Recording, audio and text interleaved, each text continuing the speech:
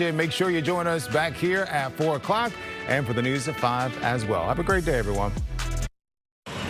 Next stop, Sherry.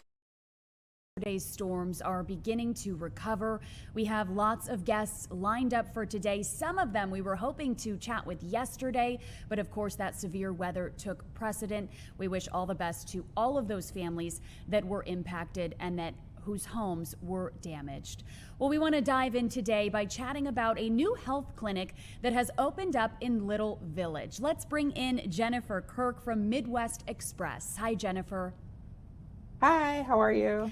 Good. Thank you so much for being with us. This isn't just a new health clinic that is opening, but it means access to so many community members who otherwise haven't had a clinic to go to or to take their children to. Talk about the significance of a clinic opening up in Little Village.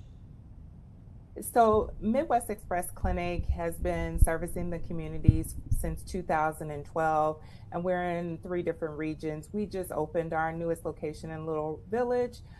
It just is to give access to healthcare to maybe a little bit of an underserved population that doesn't have access to healthcare everywhere. We're open 7 days a week, and so we're very accessible.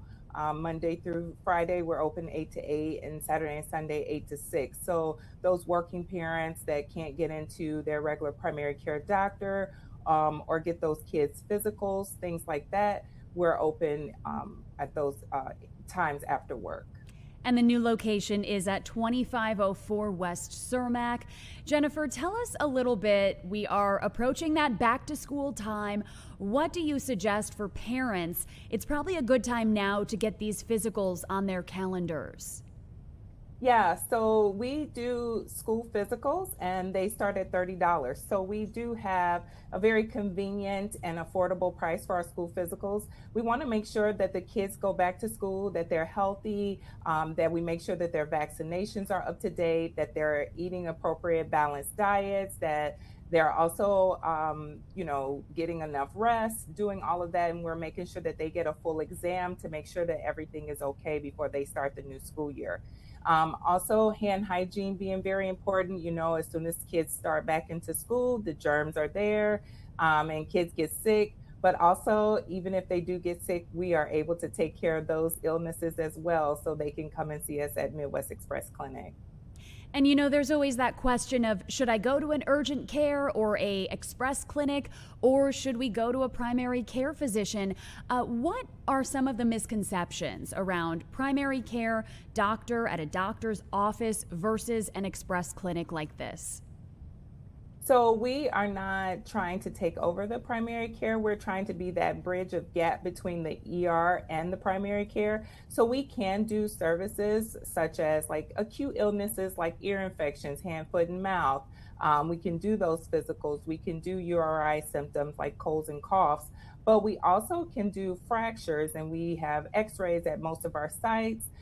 We can do those sutures when kids fall, things like that. So we are that, but we also do preventative medicine as well, where we can manage and do blood pressure screenings and diabetes screenings and things like that as well. And what about for those families who perhaps don't have insurance? How does your clinic address those challenges? We have a very competitive self-pay rate, and we have self-pay for all of our services. And so our visits really do start a little bit cheaper than most of our visits going to your regular primary care doctor. And our school and sports physicals are $30 at this time for 18 and under. And talk about, just as the regional director for the Illinois North region, talk about the importance of equal access to care in all communities. So I think it is important to have equal access to care for all of our communities, because we want to make sure that we show up for our people. We want to make sure that everybody's healthy. Public health is very important for everybody, no matter of socioeconomic abilities or how much money you make, things like that. And so we want to make sure that we make our healthcare, it's going to be affordable, it's going to be accessible, and it's going to be competent care that you're going to get at Midwest Express Clinic. And Jennifer, back to that back to school topic, what are some of those illnesses that you see spike around August, September, as those kiddos do return to school? You know, they've had their summer off, they're running around outside, they're in the sun, getting back to the classroom, of course. Sometimes there's some sicknesses that can come up. What are some of the most common late summer, early fall sicknesses that parents should perhaps look out for? So the biggest one is going to be our flu and respiratory illness season. So right now, flu season doesn't normally hit typically until about that October-ish, but that's going to be our biggest thing. It's going to be the influenza flu. COVID is still around with us. And so we definitely want to make sure of that, but just the very, very basic common colds, because kids, they're around so many more kids now and not in their home, and everybody's germs are kind of commingling in the schools. And so now we have to be a little bit more careful and a little bit more conscious of hand hygiene and hand sanitizers for those kids. Okay, and I have to ask, we have obviously been monitoring very closely the cyclospora outbreak. Have you had patients coming into the clinics in the area with those symptoms? We have, and we are able to do testing for the cyclospora virus. So definitely, if you think that you are having those symptoms with the diarrhea, fevers, any of those symptoms, please come in and see us. We can get you tested and get those results for you right away. And how long does it typically take to get a result for a test like that? Typically, it's about 3 to 5 days because it is a stool sample that we send off to a lab. Okay, very good to know.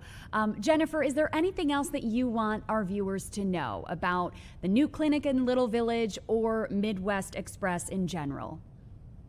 I just want everybody to know that we are here we have competent, accessible care that we give. We cover a lot of spectrum of things, whereas we do ear infections, we do hand, foot, and mouth, we do URI viruses, we do lacerations, we have x-ray.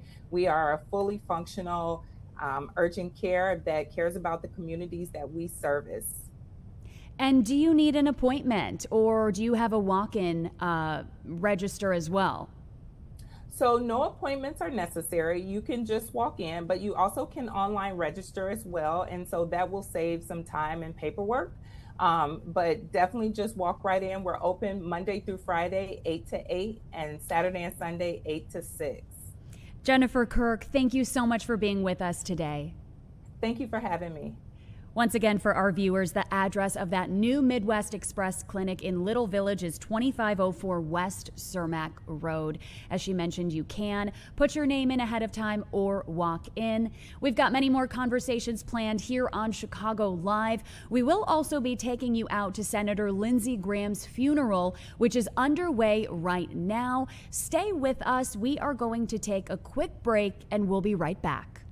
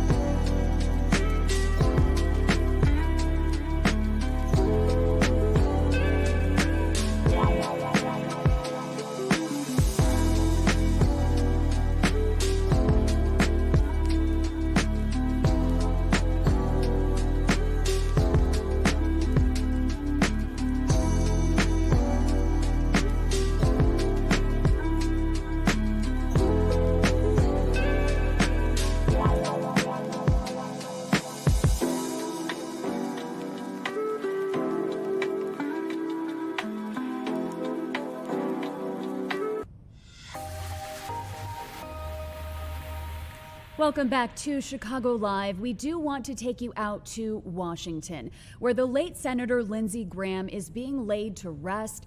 A flag-draped casket was on display earlier this morning at the U.S. Capitol Rotunda during a memorial service. Right now, his funeral is underway at the Washington National Cathedral. His casket was just brought into the church. Let's listen in.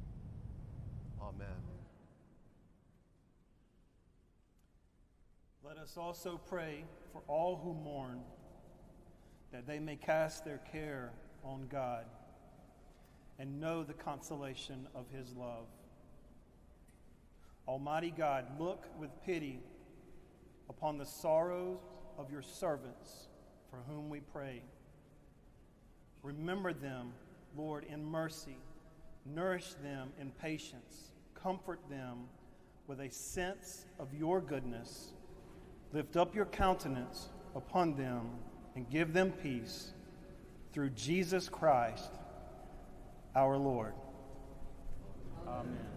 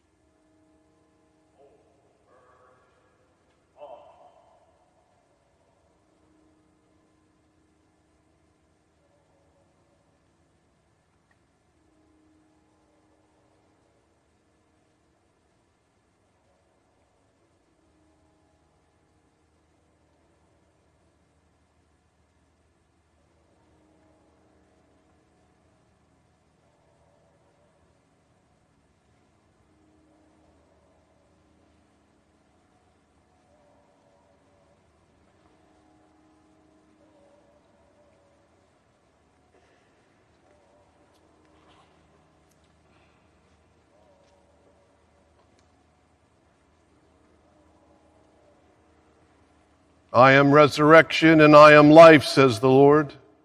Whoever has faith in me shall have life, even though he die. And everyone who has life and has committed himself to me in faith shall not die forever. As for me, I know that my Redeemer lives, and that at the last he will stand upon the earth. After my awaking, he will raise me up, and in my body I shall see God. I myself shall see, and my eyes behold him, who is my friend and not a stranger. For none of us has life in himself, and none becomes his own master when he dies. For if we have life, we are alive in the Lord. And if we die in the Lord. So then, whether we live or die, we are the Lord's possession. Happy from now on are those who die in the Lord. So it is, says the Spirit, for they rest from their labors.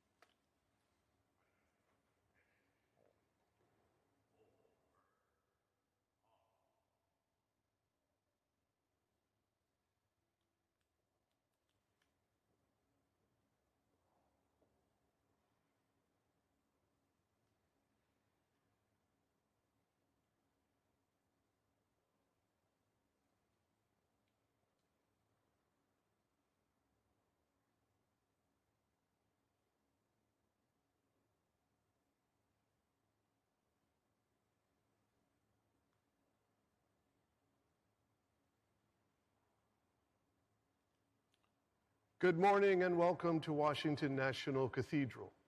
My name is Randy Hollerith. I'm the Dean of the Cathedral, and on behalf of all of us who serve God in this place, please know that we are a house of prayer for all people, and you are always welcome here.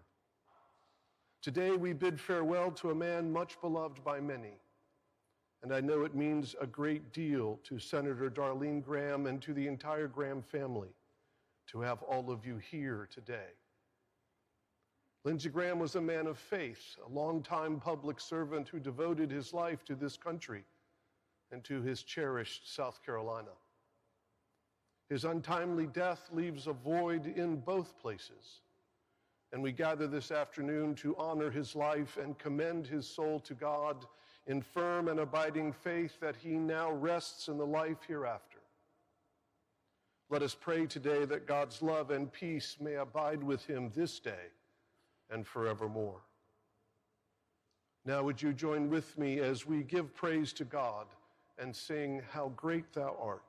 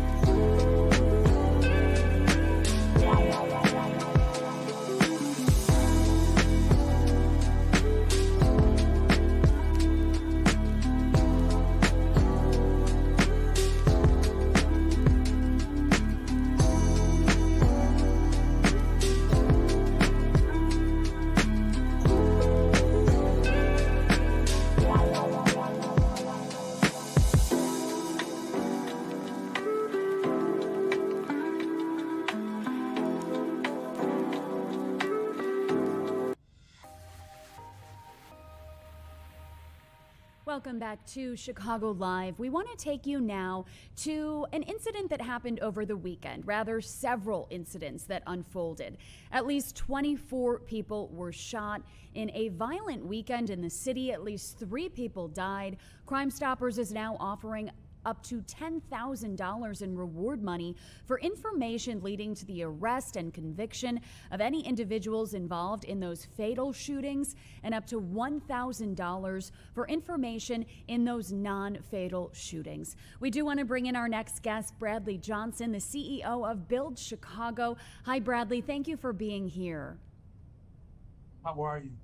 Good. Thank you so much for joining us to address this heavy topic, not something that we want to see at any time during the year, but it tends to happen more frequently in the summer months. Talk about your response, your first thoughts following this violent weekend in the city. Well, you know, first of all, it's always a tragedy when any life is lost or when violence, acts of violence happen. And that's why it's so important that we pay attention to what's happening in our communities because, you know, Chicago's story is bigger than its toughest weekends, you know, across communities like Austin, Humboldt Park, Garfield Park, where Build serves. You know, when there's a shooting, that impacts our young people. and those around who are not the immediate victims. And so this is a bigger issue that, has a rippling effect across the city. Absolutely. And tell us a little bit more about your organization.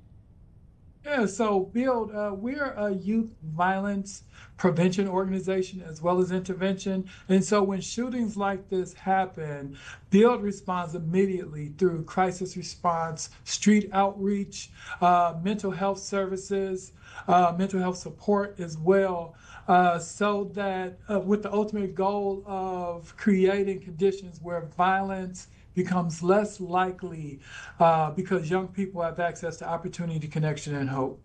And what are some of those programs that you offer to young people in the community? Yeah, so with BUILD, we have mental health support services, so therapeutic services, also mentoring. We believe in upstream approach to violence prevention. And so we feel that the best way to stop violence is to prevent it from happening in the first place. And so with our programs from midnight basketball to outreach nights, to community family nights, summer camps, youth employment, after school programs, out of school time programs that capture young people as young as 6 all the way till the mid 20 year old age. We also have intervention services and outreach support services, crisis response. We have those teams that actually go out when there's been a shooting to make sure they work with the victim and the victim's family to make sure there's no retaliation as well. Absolutely. And I know, you mentioned that mental health aspect. Talk about how important it is to meet young people, to meet students where they are at in their particular mental health journey. Well, that's absolutely important. The reality is that our young people are the product of the environment that's around them and what they've been exposed to. And so the reality is that many of our young people have never been taught healthy ways to manage conflict, disappointment, or anger. And so we have mentors, and with our team and our staff who model and reinforce emotional regulation, communication skills, problem solving, restorative practices, as well as nonviolent responses to conflict. But I think the biggest impact is we're expanding hope with opportunity by connecting them to setting goals, exploring careers, education pathways, employment opportunities, and leadership skills. And how have you seen some of their lives change through programs offered by Build Chicago? Talk about just seeing someone come in, perhaps who's struggling, and then seeing them turn things around for the better. Yeah. Well, we have several examples of this. We have a few folks on our team right now who actually came in tied to gangs or they were justice impacted, they're on probation, and they didn't even want to be here. They were mandated to be here. And one such individual works in our art department, and he's been around BUILD. I want to say it's been about 11 years where he came in as a youth, and now he's a mentor and he's an instructor for our art department. And so now they're paying it forward as mentors to this next generation of young people because they have the lived experience, but they also have seen the opportunity that comes with the support that they were given through BUILD. And I have to ask, you mentioned an art program. That piece hanging up on the wall behind you is so stunning. Was that one of your young people who painted that by chance? It sure is. It definitely is. And there's so much art around our building that's the product of our youth who have created art, many who didn't even know they were artists. I absolutely love it. I keep looking at it. It is just so beautiful, so talented. To the young person who did that, keep that up. What do you want folks to know about the city in general? Oftentimes we do highlight negative incidents, a violent weekend, right? But there's so much good happening too. What do you want viewers who are watching this to take away from? Not just perhaps that 3 people were shot over the weekend and killed, but the good things. What I would say is that there's hope. There's so much great things actually happening. One thing I'll point out right now is Chicago Youth Works. That's the mayor's initiative to employ young, teenagers around the, across the summer, and that gives them an opportunity to find something productive to do, but also a pathway to a career, which is also important. That triggers hope inside of them that there's more for them. And so instead of saying, put the guns down and say no to drugs, that doesn't work by itself. What works is, what do you pick up? And so this city, I think there's so many opportunities, but there's still more work to be done. We don't need another conversation about the violence of the weekend. What we have to do is really reinforce and showing up with safe spaces, mentors, jobs, mental health support, and opportunities that give young people hope and a path forward. And see, that's the work that Build is committed to every day. Bradley Johnson, thank you so much for being with us today. Thank you. All right, have a great day, and we hope to chat with you again soon. Switching gears now, we do want to head back out to Washington, D.C., where President Donald Trump is speaking at Senator Lindsey Graham's funeral. And that you have to be tough enough that you can stay in business and thrive. A very difficult combination. For his entire storied career, that's exactly who Lindsey Graham was. He was the first person to make you laugh, and one of the last people that you've really ever wanted to fight. These were the traits that made him into one of the great figures in Senate history. Few like him. As a boy, Lindsey also learned his first lessons in diplomacy when the wife of one regular patron called the bar asking for her husband. She demanded to know, where is he? The man instructed Lindsey, tell her I'm not here.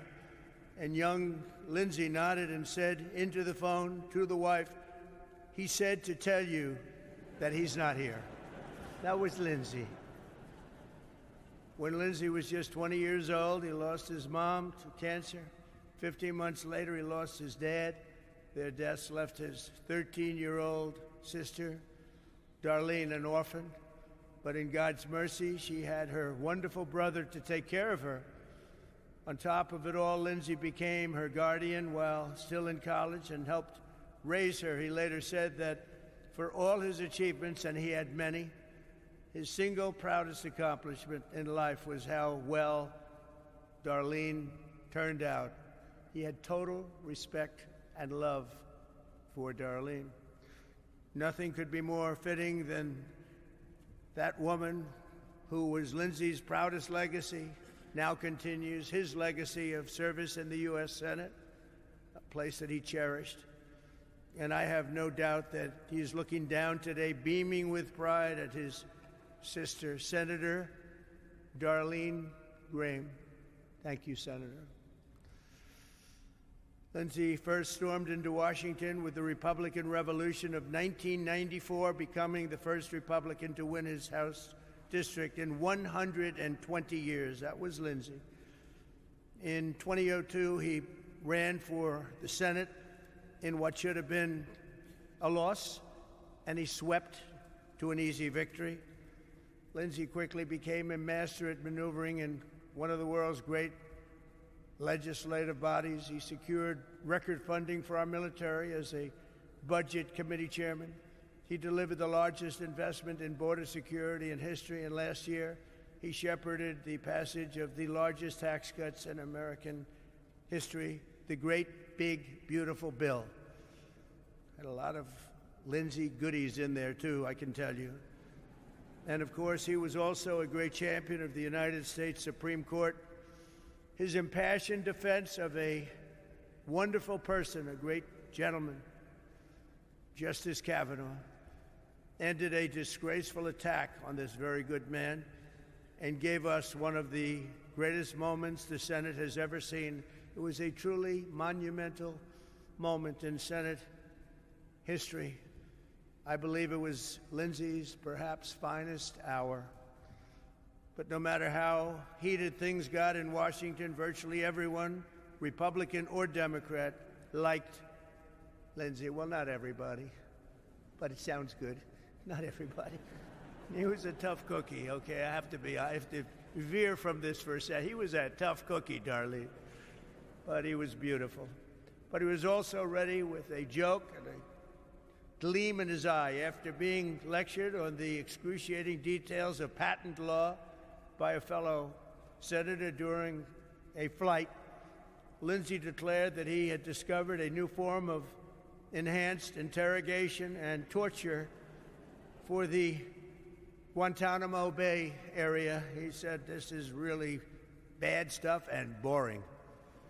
And while he was an incredibly hard worker, he was not exactly an early riser, as many of you know. When Senator Tim Scott, a great gentleman in his own right, I can tell you, invited him to prayer breakfast at 8:30 a.m., Lindsay told him, "Tim, if Jesus himself comes back before 10 a.m., I ain't going." Yet, while he was always quick to laugh and no one ever doubted the gravity of his mission, above all, Lindsey Graham believed in a strong America.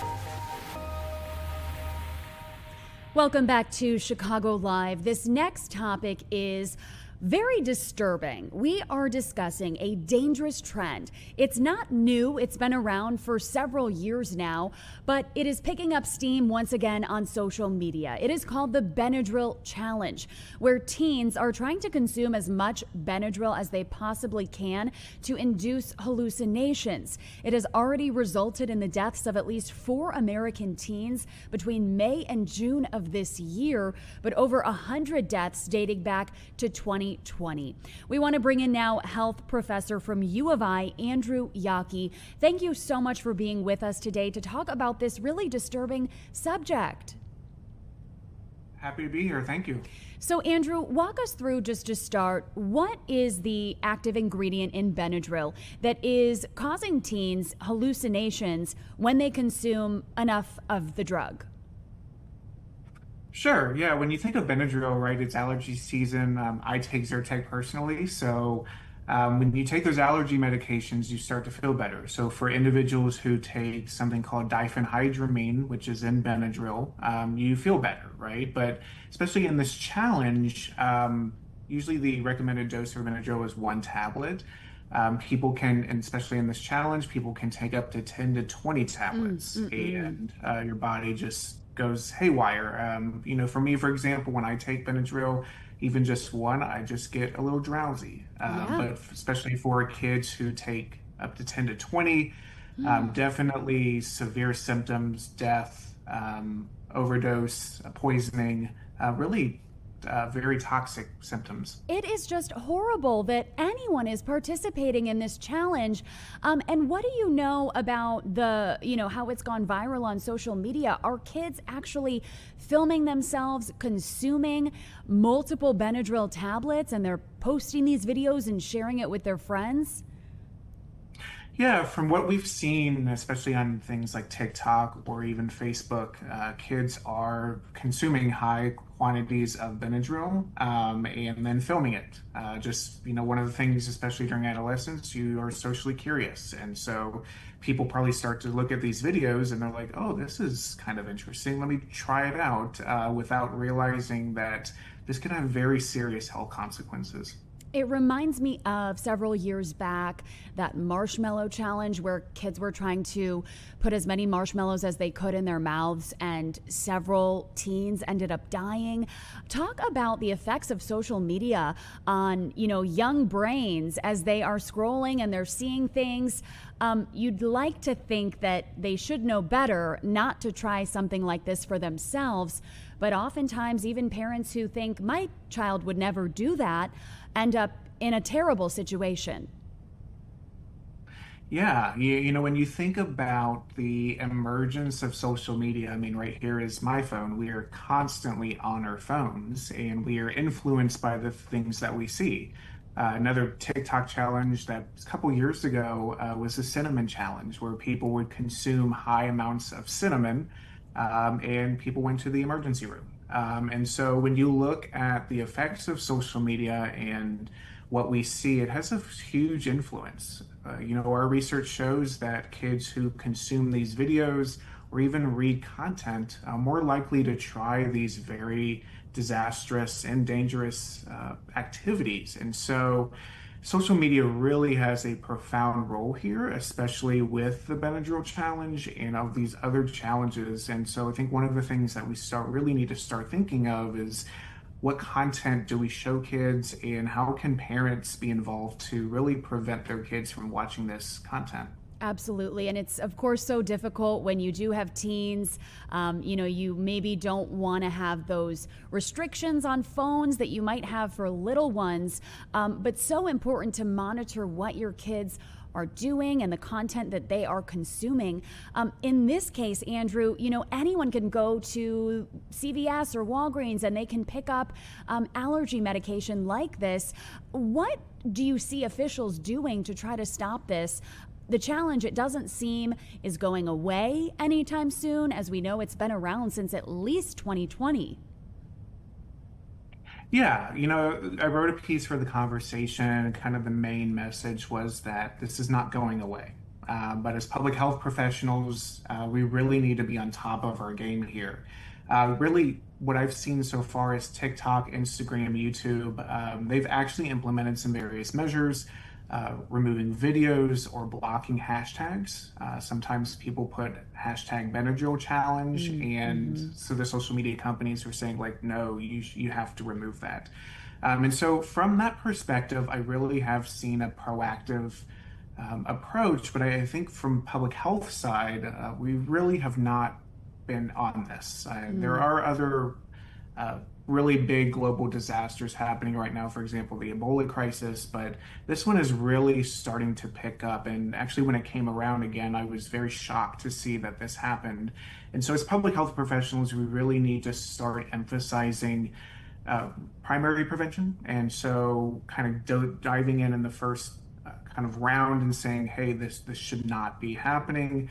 And then really from a school, community, and family perspective, really enhancing drug education in schools, talking with kids about really the dangers of over-the-counter medication. We know that, for example, over-the-counter medication people see as less harmful because you can buy it. But again, for the Benadryl challenge, for example, there are major health consequences. And what does it do to the body in these cases where the teens have passed away? They've essentially overdosed, right? Yeah, again, when you take Benadryl at the normal dose, you feel fine, right? You might feel a little drowsy, you might get a little groggy, but your allergy symptoms start to go away. If you take, for example, 10 to 20 tablets, really severe psychiatric consequences, delirium, hallucinations, coma even, and increased seizures. And what we've seen, especially in the emergency department, are kids who are taking 10 to 20 tablets, and some of them don't recover. Some of them have long-term health consequences. Some are still in a coma. And so these are substances that, yes, you can buy over the counter, but these should not be played with. Wow, a very real danger. And Andrew, finally, since we have you, I would love to chat briefly about Lollapalooza coming up here in Chicago this weekend. There are always efforts to ensure that young people, really any age of a person, stays safe at Lolla, because there are things being passed around that shouldn't be. Talk about, just for parents and for teens, perhaps some tips on, heading out to a festival like Lollapalooza, what to know, how to stay safe when there are substances being shared.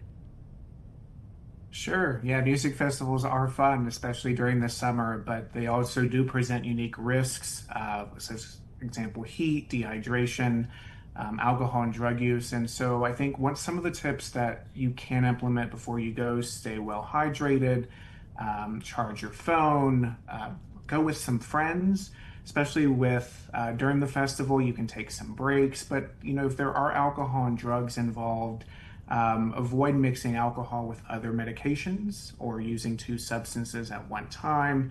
I think one of the other things is, I've been to plenty of concerts and people have actually given me substances, and really all you have to do is just say no. I know that's kind of a very basic message, but if someone comes up to you and they offer you something, kind of just walk away, because more than likely these drugs will be laced with something.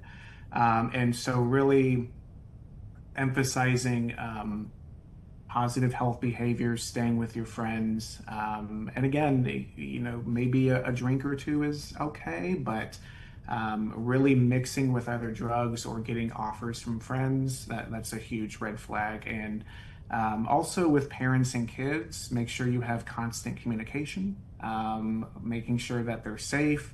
Even I have an iPhone, making sure that their location is tracked just to make sure that they are safe. Great advice. Andrew, thank you so much. Is there anything else that you want to share with our viewers? Yeah, I think just overall, again, I was really surprised that this challenge came back. And really this affects adolescents and young adults. So I think one of the things that we should be cognizant of is we really need to start tracking this before it becomes a huge, widespread challenge and more deaths are prevented.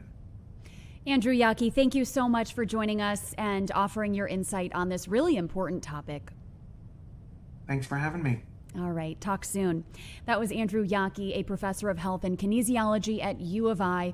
Really just such a disturbing challenge when you think about teens being able to go to a drugstore and purchase packs of Benadryl and consuming this and then putting it on social media. Great advice offered by him, just to monitor what your kids are consuming online, and just monitoring too what they are out purchasing as well. Hopefully no further deaths on this terrible challenge, but it is something we will continue to monitor. It sounds like officials are starting to take notice if they haven't already. Thank you for sticking with us here on Chicago Live. We're going to take a quick break and we'll be right back.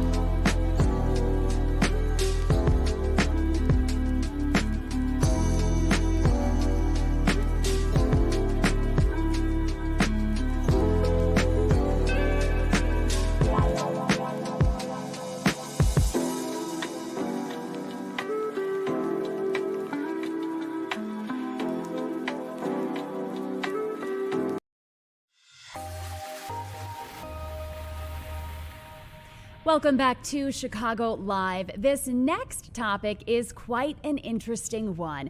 We are talking about a pilot program that was set up at Schiller Pond to help clean out the pond. We want to bring in our expert, Mike Feldman. Thank you so much for being with us to break all of this down. Hi, Casey. Thanks for having me. So talk us through about the pilot program. When did it launch, and what exactly is it that you guys set up at Schiller Pond? Yeah, to kind of give you an idea of why we started this, I'll kind of give you a little precursor. My name is Mike Feldman. I'm a fisheries science technician for the Forest Reserves of Cook County. I work within the fisheries department in resource management. We have two other gentlemen that work with us. Steve Sillick, he's the head fisheries biologist, and then Jim Phillips, who's the other biologist, and myself. And our job as the fisheries biologist is to manage the 44, human-made lakes throughout the Cook County Forest Reserve holdings for aquatic sustainability, but then also to provide angling opportunities for members of the public. And while we're out on these lakes, we do population surveys where we go and see what the predator to prey ratio is, how the fish looking. We get weights and lengths and scale samples from the age of them to see if they're healthy or not. And then we also do water quality testing. So we look at the nutrient levels in the water and see, how healthy that is. And for the case of Schiller Pond, for the past 10 years, we've noticed that we've had elevated nutrient levels within the Forest Reserve Pond. And it's not relatively large. It's only about 6 acres with a max depth of 6 feet. And while we were out there, we saw we had nutrient levels of phosphates and nitrates, which is a fertilizer for plants that helps make them grow. So we had a couple of options of what we wanted to do. And we kind of went to our deputy director, Isa Rolinsky, and said, we'd like to try this newer technology, which are floating wetlands. And she recommended that we go and see the urban rivers down at the Wild Mile and check out how they built their floating wetlands, what they are, and kind of their things that worked well for them. So while we were there, that was past September, Jim, Steve, and myself looked at the floating wetland units that Phil Nicodemus had there, kind of what plants worked well, what they were made out of, asked them a bunch of questions, and they kind of gave us the idea that we already kind of knew that these wetland units were very expensive. They're very hardy and they're made out of aluminum rafts. So being a government agency, we wanted to be a little bit more cost effective on the taxpayers' wallet. So we went back, Jim and I, during the wintertime, did a lot of research, kind of looked at different units that would be cheaper to build, something that we could get from Home Depot or Menards, something that's very readily accessible, and decided to build them. So this past winter, Jim and I had all that information. Come this April, we decided to build a wetland unit that was made from 4-inch PVC pipe. We then sealed it off and put foam inside to keep structure integrity in case that pipe breaks during the winter or gets hit by something. That way the pipe doesn't sink. And we then put some coconut roll, some fencing on there to keep geese off of it. And we worked with the Chicago Botanic Gardens to grow some aquatic plant plugs that we then placed on there in June.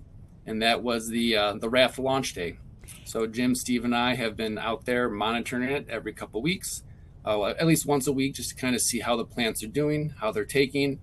And those plants then will help reduce the nitrates and phosphate levels in the body of water by physically removing them out of the pond. And how big? What are the dimensions of this floating wetland? Yeah, so the floating wetland is 5 feet by 10 feet. And from some of the research that we've been looking at and reading, they said that in order to reduce nitrate and phosphate levels or just nutrient levels in general, you have to have about 1.5% surface acre coverage to get about 5% reduction in nutrients. So if we build more floating wetland units, because it's only just one at the time, it's our pilot project, we would need about roughly 106 of them to get that 1.5% acreage coverage for Schiller Pond. And it seems kind of, sorry, go on. No, I was just going to ask, I saw a quote from you that said that these floating wetlands can serve as essentially like the kidney of a body of water, helping to filter things out. Explain to our viewers what you have seen so far. Have you seen success? That's a great question. It's a little too early right now to tell. Okay. We have seen success in the raft holding up, and the plants are alive. They are doing well, and we are having root growth, which is what is most important, because those roots are where they're going to actually physically absorb that nutrients out of the water column. But then also, what happens with those roots? It's a multifunctioning. One, it's a habitat for fish, macroinvertebrates, so tiny little bugs that grow in the water like dragonflies and damselflies. And then they can go up on the raft once they hit their final instar and emerge into what you see flying around. But then also, again, it's soaking up that nutrients, and good bacteria will grow on these root stems or the roots, kind of like a biofilm, and act kind of like sticky tack or glue, which then suspended solids like your clay and muck and even algae and heavy metals that are floating around in the water column get stuck to. And that actually, again, physically removes it out of the water column. And then come that late fall, we will go out there, cut some of those stems off the raft, so that way when things do die back and decay, they aren't just getting put right back into the water column again. We actually are removing them from the body of water. And those high levels that you mentioned at the start of our interview, are those having a detrimental impact on the fish and the other aquatic life that are in the pond? And do you hope that this will also prove to be, a healthier environment for them? Exactly, and that's exactly it. So what we are trying to do is just, again, make aquatic sustainability for the lake. And by having these high nutrients, what happens is that grows or fuels growth of plants and algae. And when that stuff dies, it dies back, which then can harm the fish because it suffocates them. You have a winter or summer fish kill depending on the time of the year that it happens. And by doing this, we are hoping to, again, reduce nutrient levels, reduce algae growth. And it's also a multi-step approach, because not only do we have the flowing wetland, we go out multiple times during the summer. We do electrofishing runs where we shock for 30 minutes and stun fish.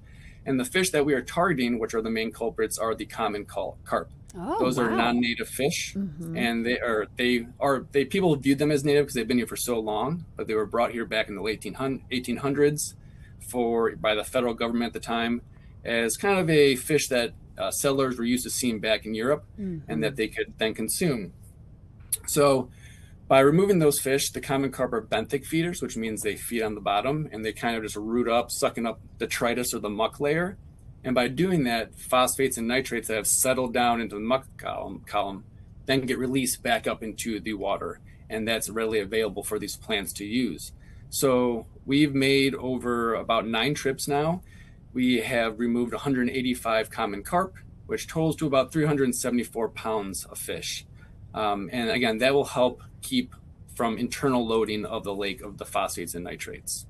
And do you hope that perhaps you'll be able to add more wetlands if this pilot goes accordingly? And what numbers do you hope to see to say, okay, yes, this is working, let's build another one? Yeah, so we are hoping, we do a lot of outreach program with the Eagle Scouts or Boy Scouts, Scouts of America. And we are hoping that once we find a flowing wetland unit that works well, which we are quote unquote, or currently working on building another one right now, a different prototype to see that would be a little bit less money. The first one we spent about $600, give or take, to build it. Normally these units, if you were to buy them from a commercial, buyer, it would be upwards of thousands of dollars. So I would like to have this built, and then once we found something that works well, hand this design off to scouts that are trying to achieve their Eagle Scout rank, which then if they, normally to achieve that, they're trying to do something for the community, something that pays back. And building a flowing wetland would be an awesome benefit to them, to help us and their surrounding community. We would receive these units for essentially as a donation, but it's helping the larger picture and helping the preserves, helping water quality, because everyone depends on water quality at some point in their life. And this would essentially help expand it. We would like to see, maybe another 50 to 100 added to Schiller Pond, but we'll see, what happens. Because whatever works at Schiller may not work at another pond. Everything's different. It's like a giant puzzle. And that's what's really fun about being, working fisheries, trying to see what works well. Well, you are now taking a look at that floating wetland. So anyone who's out at Schiller Pond, this is what you're looking for. And Mike, any final words that you want to share with our viewers about this project? Yeah, it's an exciting program. These are relatively new. They've been, starting to get developed back in 2012. But, even if this does not work, we have not failed. We are trying ways to reduce nutrients into the water, so people, conserve your fertilizers on your lawn, your flowers. It makes its way into these, human-made lakes, which are the collecting basins for the surrounding watershed. And if you can at least think about water quality conservation, that's a win in our book. Come out and enjoy the preserves. Cast a line. We'd love to have you out there. All right. There are really so many great Cook County Forest Preserves to check out. We appreciate you being with us, Mike. Thank you. Casey, thank you very much for having me. You have a good day. All right. And keep us posted. We'd love to cover this again when you add another wetland. Perfect. We'll hopefully do this in a couple months. Send right. out a new raft. Talk soon. Thank you, Mike. Yep, Stay thank with you. us here on Chicago Live. The time is now 1:58. We'll be back in 2 minutes.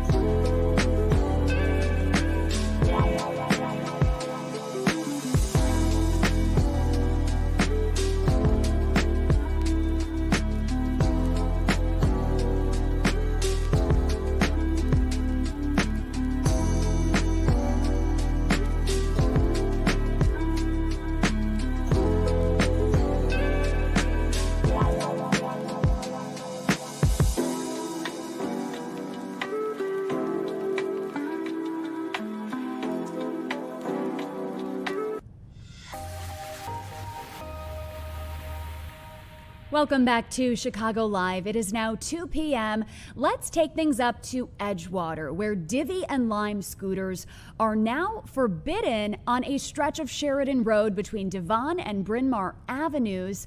Riders will no longer be able to ride them on the street or on the sidewalks on that stretch of Sheridan Road. We want to bring in 48th Ward Alderwoman Lenny Minna Hoppenworth to talk a little bit about what went behind this decision. Thank you so much for being here. Thank you so much for having me. I'm Alderwoman Lenny Minna Hoppenworth from the 48th Ward in Edgewater, and I also represent parts of Uptown. And I'm here on Sheridan Road now, which is part of the stretch that we're talking about between Bryn Mawr and Devon, where it is one of the densest areas in Chicago, but neighbors have not felt safe walking on their sidewalks for many years now.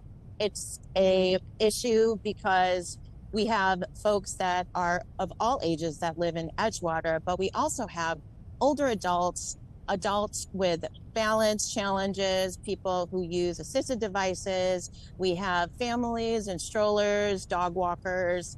And when there is a fast e-mobility device, a scooter or a bike that passes them, sometimes it challenges their balance. So what we wanted to do is to ensure that our sidewalks are safe. We want to reclaim our sidewalks for the pedestrian experience. And we're doing that with CDOT in coordination with the neighborhood association here on Sheridan Road to geofence the area so that it limits where scooters can be used if you are doing a shared mobility device through Lyft or Divvy. And we know, those scooters, as you mentioned it, they go quite fast. If you've ever been on the sidewalk and one zips by, it can kind of take you aback. Was there a breaking point? What was the straw that broke the camel's back in this situation? Did someone get hurt? It is my experience, actually, and it wasn't so long ago. I was walking on Sheridan Road with my staff member, and she pulled me out of the way and she said, "Look out," because somebody was coming really fast and I did not hear them. But yeah, it's the stories that people come to our office with. An older woman who's been here for 30 years, who wants to stay in place, but feels like she's not safe because she was diagnosed with arthritis. And that if there is a fall and somebody is of advanced age, it could be very life-changing for them. So we want people to be able to age in place here on Sheridan Road and all of Edgewater, and we want everybody to be safe no matter how you get around. And there are ways to get around north and south. We have greenways that we've invested in on Winthrop and Kenmore and on Ardmore, and we want everyone to use this space, no matter if you live here or not, to come through and understand the path to take to get to our lakefront trail, which is right behind me. And it's not too different than on the lakefront trail right now. I believe this still stands where there's a geofence and you don't see scooters on that lakefront path. You have to ride them outside of that area. I assume this is something similar. I know this is about a 1 mile stretch. Has that geofence been put in place yet, or is that still in the works? The geofence is in place for the scooters, for Lime and Divvy, and we're working on e-bikes for Divvy bikes. But it's exactly what you're saying. There is already geofencing for Lime scooters and Divvy scooters on the lakefront trail. But regardless of whether you use a shared mobility device, if you have your own bike or scooter, we want you to enjoy our lakefront. We want you to have access to it, but we also want you to get here in a safe way, a predictable way where people understand where you're coming from. And also we want to reclaim our sidewalks for the pedestrian experience. So we're asking for everybody's cooperation. So what has the reaction been? What has the response been? I'm sure those residents who have been concerned about it are thrilled. Have you gotten any reaction from the other side?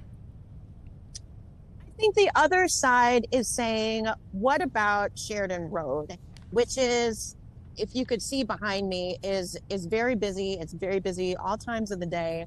And yes, we want Sheridan Road to be more easy to cross. For instance, right over here, right behind me, this is one of the busiest intersections in Edgewater because, again, people want to enjoy the lakefront trail. We have scooters, we have pedestrians, we have cars. And so this is something that is beyond what we're addressing right now, which is simply that we're trying to organize people so that they're not using our sidewalks with their scooters and their bikes to get from the lakefront trail between Bryn Mawr and Devon. We would like them to use Winthrop and Kenmore and use the paths that we've laid out for you and worked really hard to create with CDOT. Okay, so let me ask you this, because we see this all the time in the loop.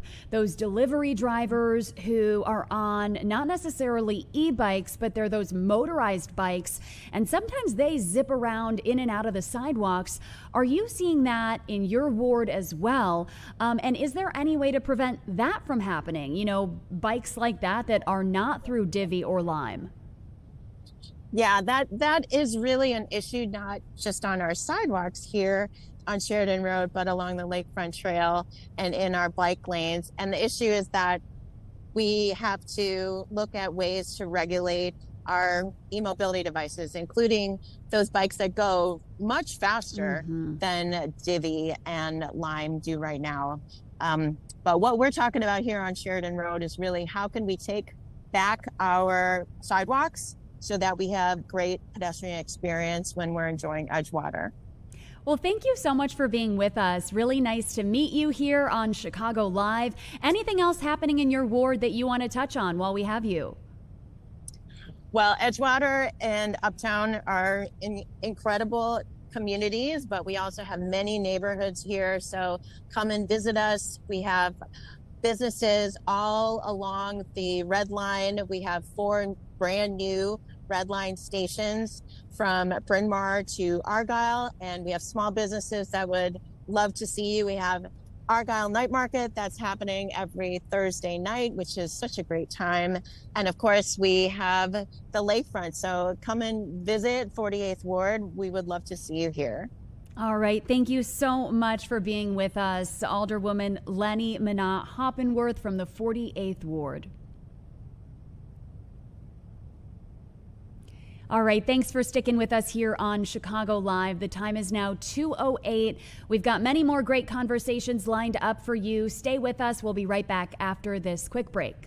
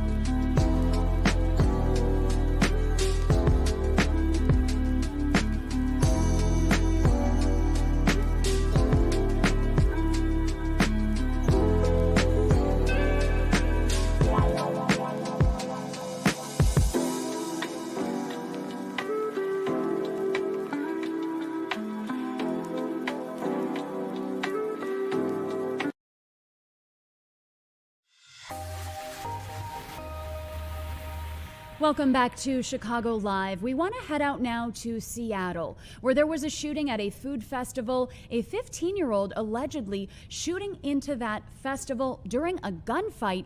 Let's listen in to officials there. As we discussed yesterday, we believe this is linked to gang violence, and we're working to determine the groups involved and what their relationships may be.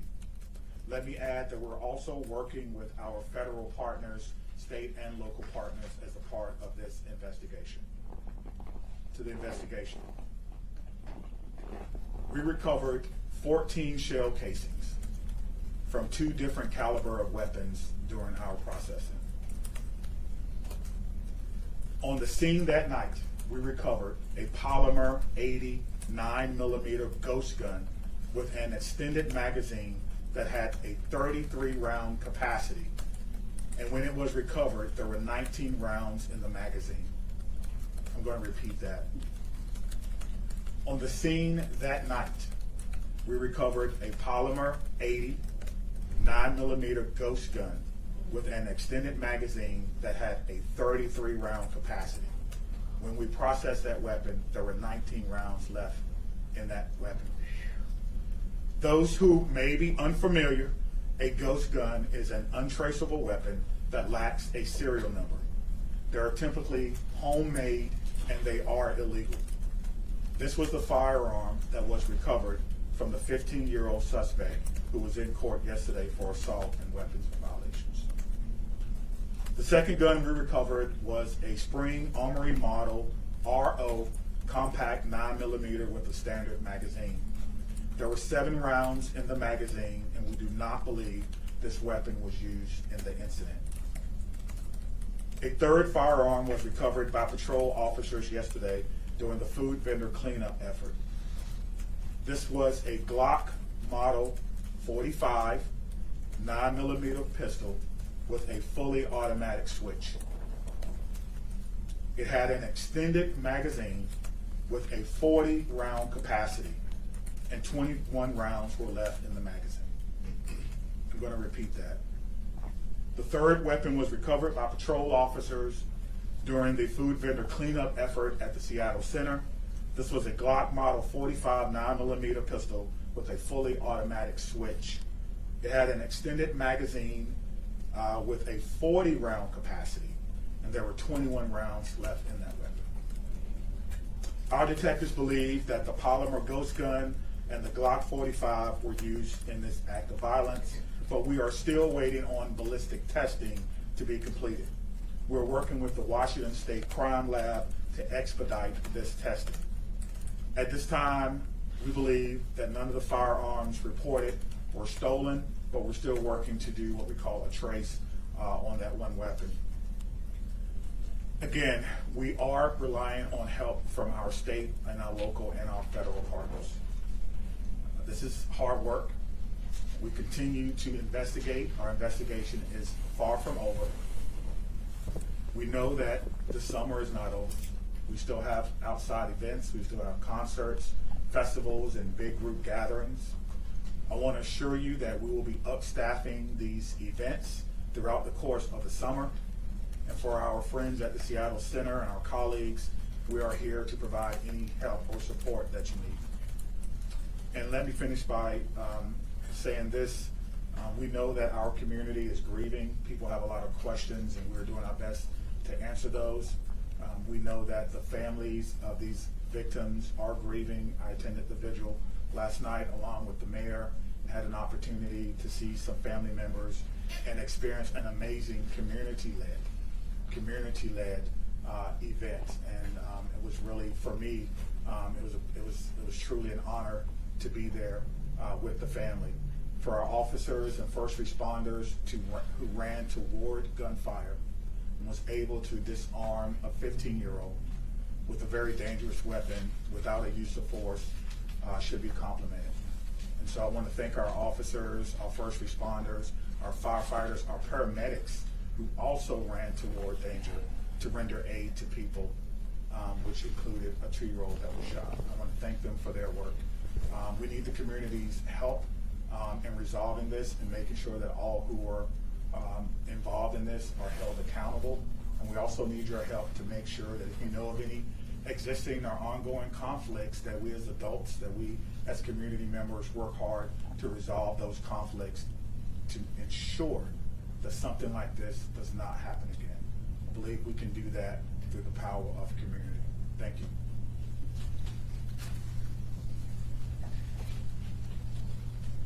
Thank you, Chief Barnes. So as you heard, automatic ghost guns were involved. And I cannot stress enough that this is why we have initiated a multi-pronged approach to fight gun violence. There's not one thing that we can do that is going to solve this problem. We need to do many things. We'll take some questions now. Mayor, I think we just heard from the chief the struggles with solving this crime, and that there were not real-time cameras in this area of Seattle Center. This speaks to what proponents of that whole system have been asking for, which is more cameras in this city. Did your perspective change based on the inability of the police department to solve this crime? So the police department is continuing to work on solving this crime. As the chief mentioned, we do have footage from cameras at Seattle Center. My understanding is the police department is also reviewing footage from private businesses around Seattle Center to see if there is relevant information there. But in terms of the expansion of the program, which has been an issue for you since the start of your mayoral administration, does your perspective change based on what we have talked about now over the last 48 hours? So CCTV cameras at Seattle Center have, to my knowledge, never been part of the proposed expansion to the CCTV camera program. And we are continuing to follow the course that I charted out earlier this year, which is we are awaiting results of a data security and privacy audit, and an evaluation of the pilot program is ongoing, and there will be a public conversation and decisions made on the basis of what we learned. And again, why were there no alerts, text alerts sent out? This is an issue that Bob Kettle now has said was a valid question to be asked going forward. The alert system, Alert Seattle, did not tell anybody that there was an active shooter, did not tell anybody that Seattle Center was closed. What have you found out in the last 24 hours? Yeah, no, I mean, that is a valid question, and we're going to be working closely with SPD and with our Office of Emergency Management moving forward to make sure that we're using every possible avenue to get information out to the public in the future. Mayor Wilson, Mayor Wilson, we have new information now that is shedding light. You were just listening into a press conference out of Seattle following a shooting that killed 3 people over the weekend at a crowded food festival near the Seattle Space Needle. Switching gears now and bringing things back home, we want to bring in John Rudd and Melanie Harris, who are representing local postal workers in this Protect Our Public Post Office Day of Action. Hi, John. Hi, Melanie. Hi. Thank you for joining us. So tell us a little bit. We know you are holding an event today or already hosted it this morning. Tell us a little bit about what you're getting the word out about today. We're trying to get the word out that there's a movement, political movement to try to privatize the post office, to cut back, to slow the mail down, and privatize the most profitable parts of it, which would destroy the Postal Service as we know it. So we're trying to make people aware of that and become involved in trying to save our public Postal Service. And Melanie, talk to me a little bit about the event today. So we held a rally today at Fort Dearborn Station just to let the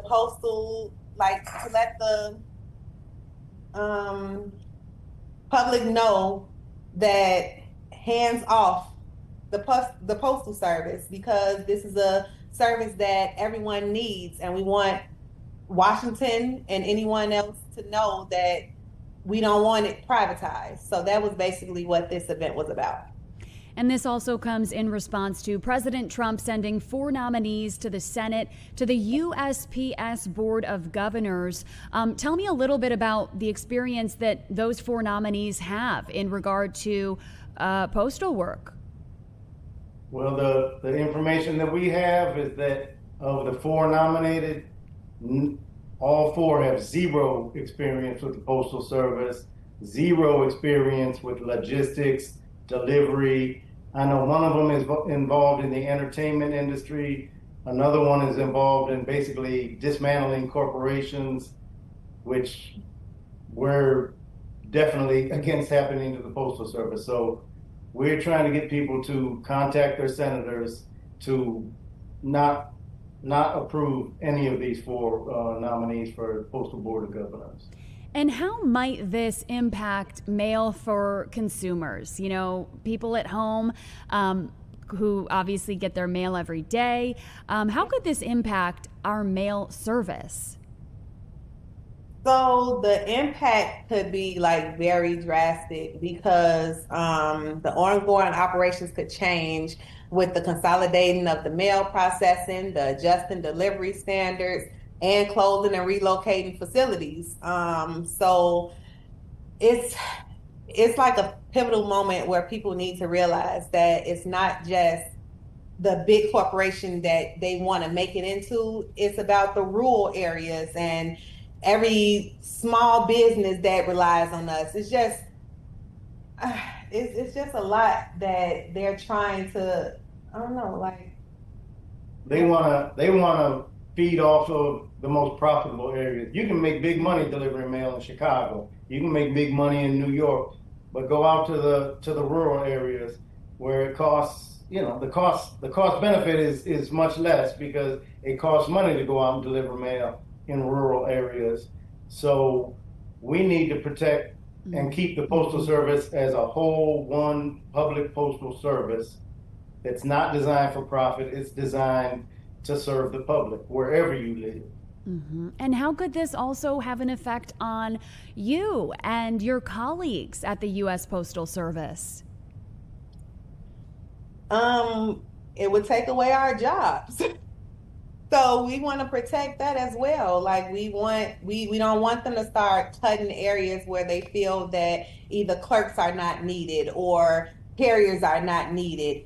By a person getting in a position that has never done the job, never been inside a facility, or doesn't know how the facility is actually ran from the inside, they'll make changes that they wouldn't know is going to be detrimental.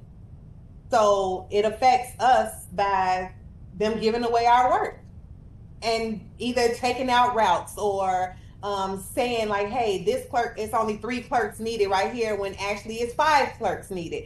So they wouldn't know the ins and out of the service. So we need to try to keep our work and keep in someone that actually knows what they're doing. And what do you recommend for people at home? What are you suggesting that people do? We would like everyone to contact their representative, contact their senators, tell them that they are 100% behind the Postal Service as a public service. We want them to let them know to vote against these nominees for the Postal Board of Governors and keep their hands off the Postal Service. Let us do our job, serve the people, serve the public, and keep the mail moving. Thank you both so much for being with us to break all of this down, and thank you for what you do, getting our mail to us each and every day. Anything else that either of you would like to share? No, just hands off the Postal Service. All right. Thank you so much, Melanie Harris and John Rudd. We appreciate Thank you. and we'll talk soon. Thank you. All right. Again, President Donald Trump submitting 4 Republican nominees to serve on the U.S. Postal Board of Governors. This has sparked pushback, not just locally, but also from bipartisan lawmakers who seek balance on that board. Stay with us here on Chicago Live. We will be right back.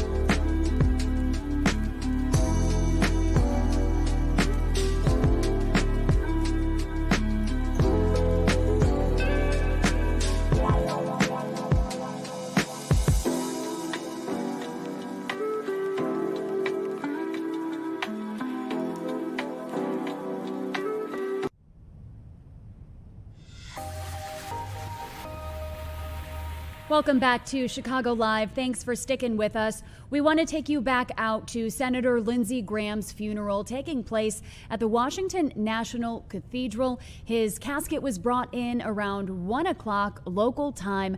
Let's listen in. Lord, and as his Savior.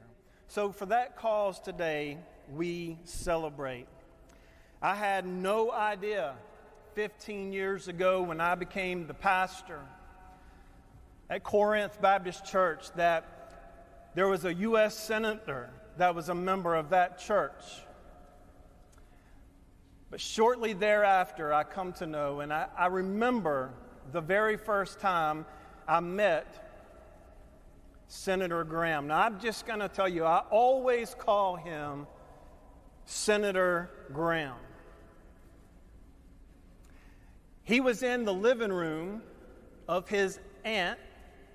Some of you may know her and you've met her. She has gone on to be with the Lord, but Verna May and Uncle Hollis. And I remember walking in, my wife Stacy and my son Weston, and we walked in and I didn't know what to think because I had never met a senator before. And so I walked in, and there he was with a raggedy pair of khaki pants on, a raggedy sweatshirt. His hair was messed up, so he had a ball cap on. And I knew from that moment on, I liked this guy because he was like me. I love what we're doing here in Washington, D.C., and I think it's very fitting that we'll be celebrating tomorrow because Senator Graham was very Washington, if you know what I mean. But he was also very small town. When I think about being a pastor, it's such an honor. You know, he didn't get to come to church very often. And when he did come, he was quiet. He was quiet. Sometimes I would just look up and he would be there, and other times he would call and say, hey, I'm coming. And every now and then there was a time or two I hadn't seen him in a little while, and I'd say, are you coming? But I loved when he was there. And I don't know if I really preached good when he was there or not, but he always complimented me. And it really meant something. It was so encouraging. I tell Senator Graham and many people in our congregation, hey, if there's anything you ever need, let me know. You know, and sometimes I'm just being nice when I say that. Senator Graham called me and he says, listen, I got something I need for you to do. And I said, yes, sir, anything. He said, Verna May needs a Christmas tree in her living room. I said, well, is it in the attic or in the basement? He says, no, you have to go with her to buy it. And I'm like, Walmart or something like that. Well, she wanted a real Christmas tree. So we made it a tradition. I don't know for how many years Verna May and I, we went and we bought her a Christmas tree. And I normally got to put it up 2 times. The first time, and then when I would leave, and after she decorated it, Senator Graham would call me again and say, can you run back by there and put that tree back up? Because it had fallen over. Senator Graham was my friend, and I tried to be a friend to him. We would sit and talk sometimes in my office and sometimes in the living room. I wanted to be a safe place for him. I didn't want to ever go to him and want a favor or want something because so many wanted him and needed him, and he was always there for them. But I just wanted to be his pastor, and he afforded me the opportunity to do that. And so every time we were together, we would talk a little bit about fishing or hunting or golfing, which, by the way, I never got invited to go golfing. But we would talk a little bit about those things, but 2 things always came up. One of them was you, Darlene. and the other one was the United States of America, because he loved this country, and he loved the people of this country. He loved the people of the great state of South Carolina. You know, I got a little fun memory. President Trump came to Pickens, South Carolina. Now, I don't know if you guys know this or not, but that doesn't happen very often. Some of you guys just heard Pickens for the first time in your life, all right? But he came, and my family, Stacy, my wife, and my son, Weston, we had been at the beach, and you know, I wanted to meet President Trump, and I was, you know, he called, and he says, do you think you are going to be back in town? And I said, we'll be there. You know, we'll cut our vacation short. And so anyway, we come home. You were just listening in to Senator Lindsey Graham's funeral services in Washington, D.C. You just heard from his pastor at home in South Carolina. We're going to take a quick break, but we'll be right back with everything to look forward to that's coming up later on in our newscast at 5 p.m.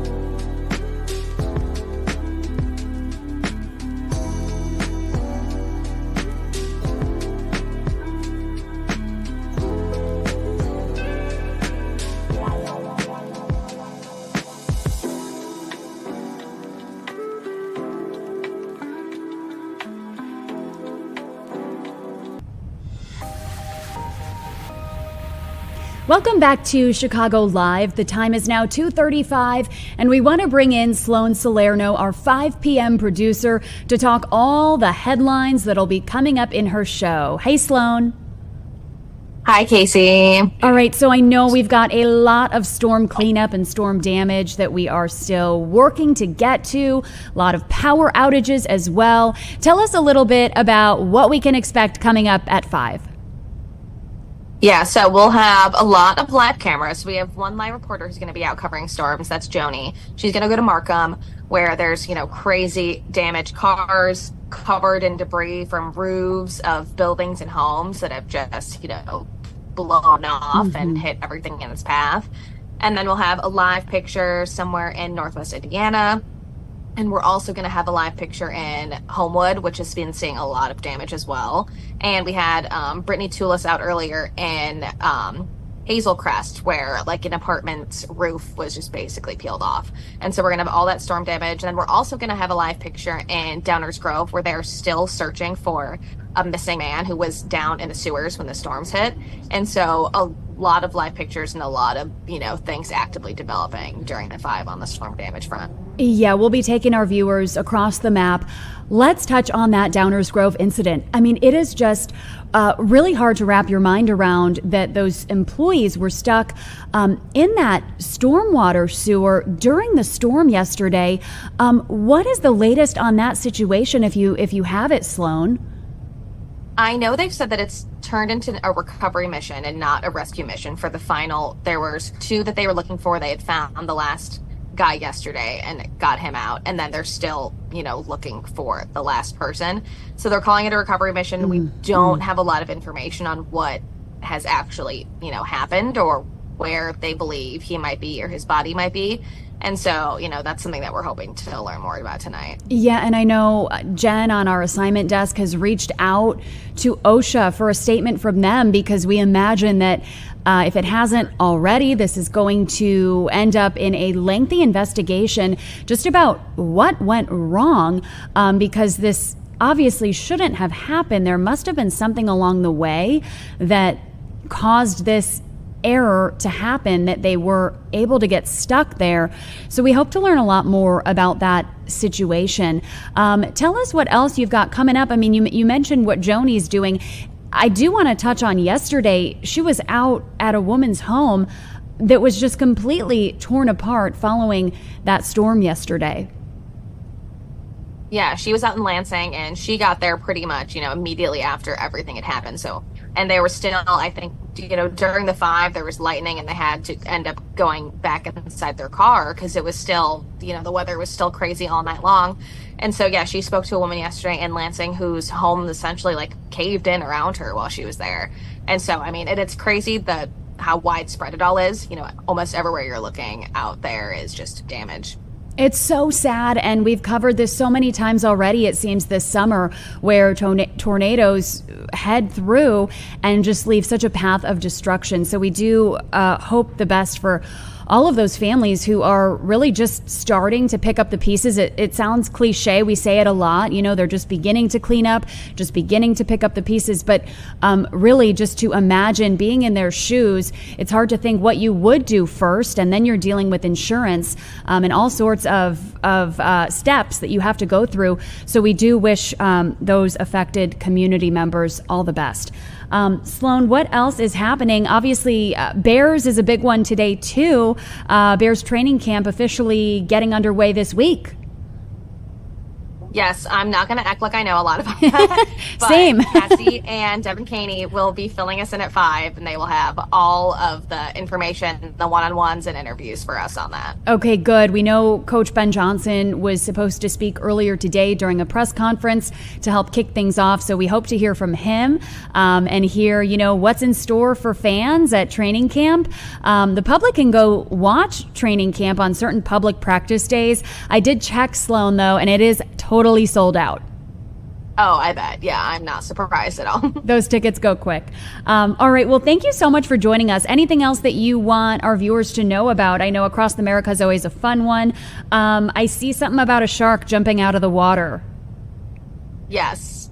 And so that's in California, Newport Beach. And if you watch the video the first time through, you probably won't even notice it, but then we'll zoom in and circle where the shark is, and it gets pretty high up out of the water. Oh my gosh. And I guess that's a very common thing for juvenile great white sharks to do. But yeah, the video is wild. Okay, and only fitting because I think we're still in Shark Week.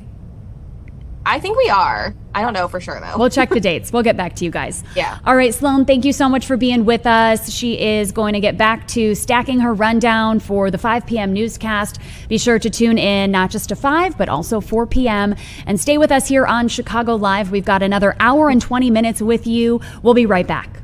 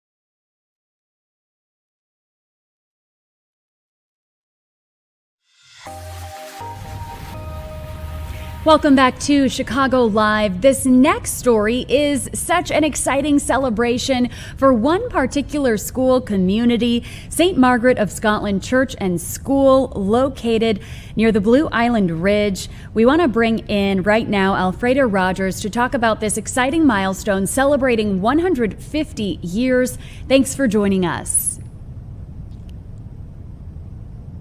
So tell us a little bit, 150 years, what type of party are you planning to celebrate this?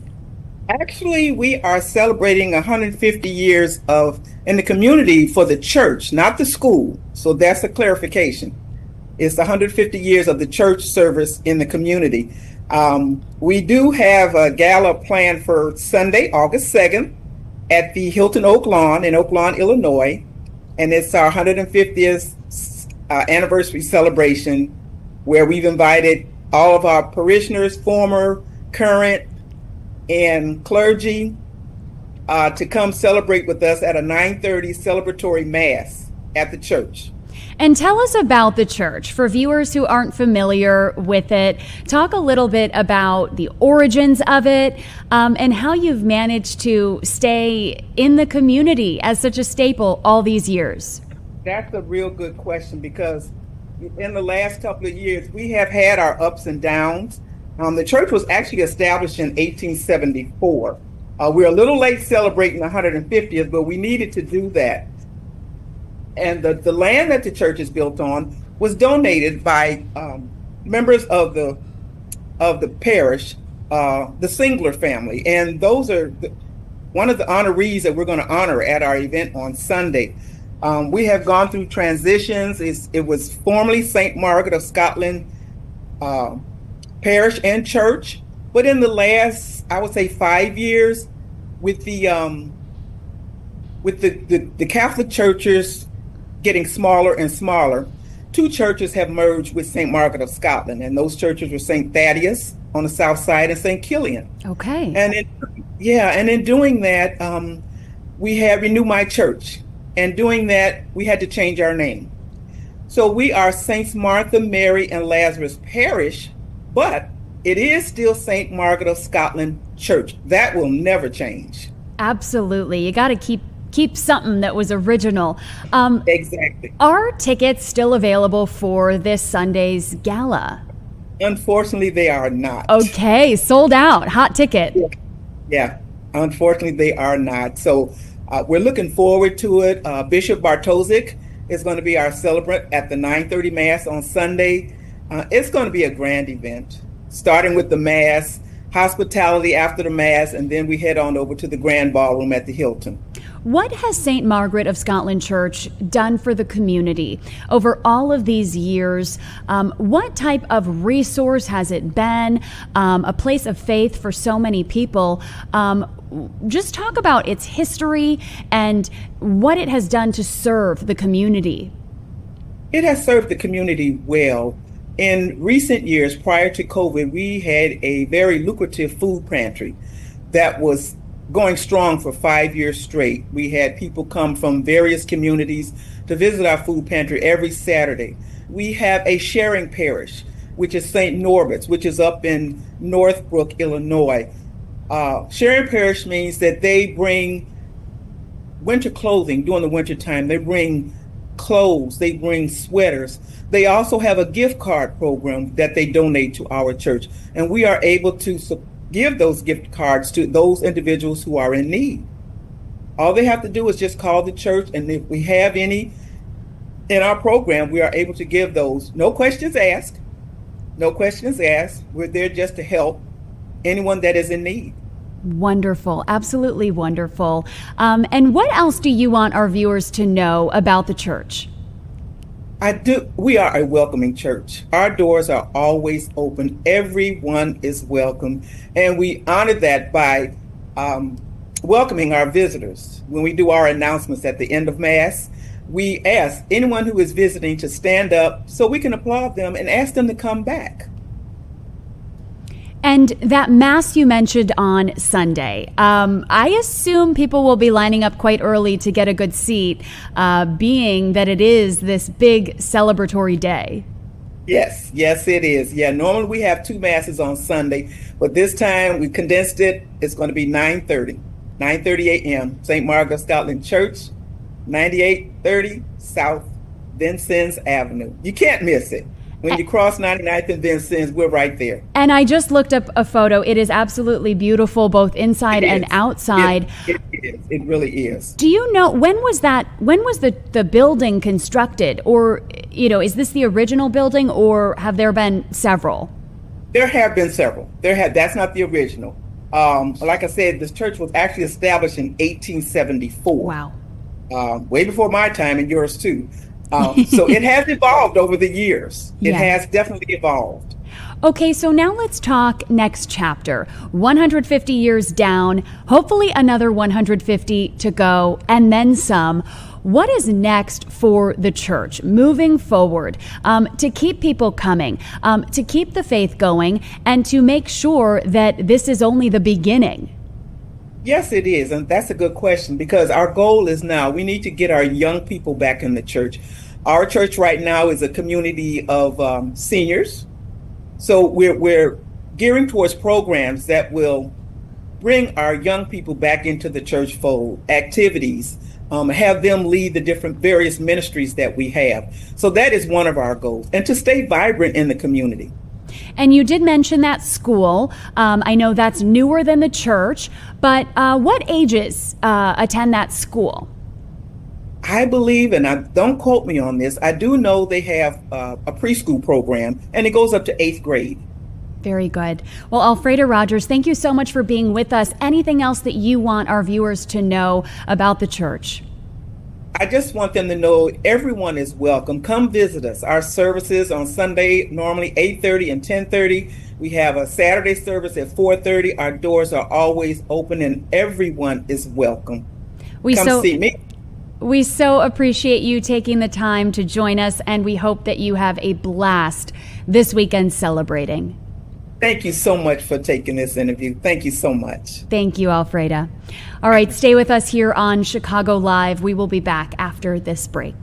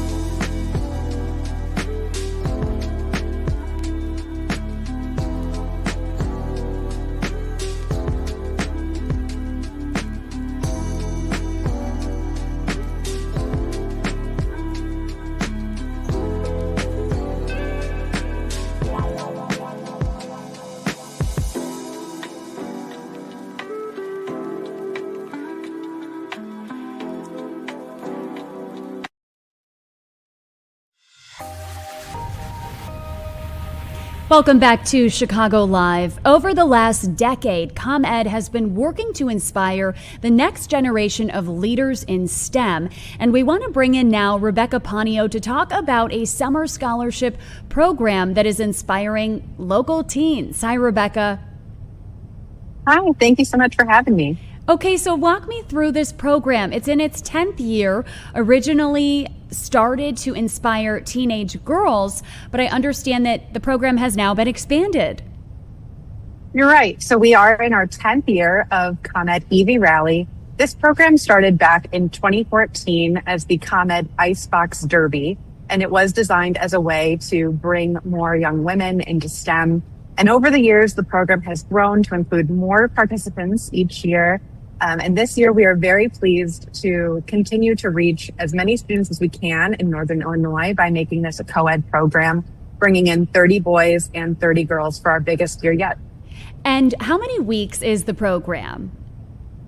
EV Rally takes place over 2 weeks. The students participate in 4 pre-race events where they work together with their teams made up of peers from across the state and ComEd mentors to build their EV go-karts and learn about STEM along the way. And it all culminates in an epic race day on Saturday, August 1st in Chicago. Okay, so it's coming up here. I'm sure they've been hard at work.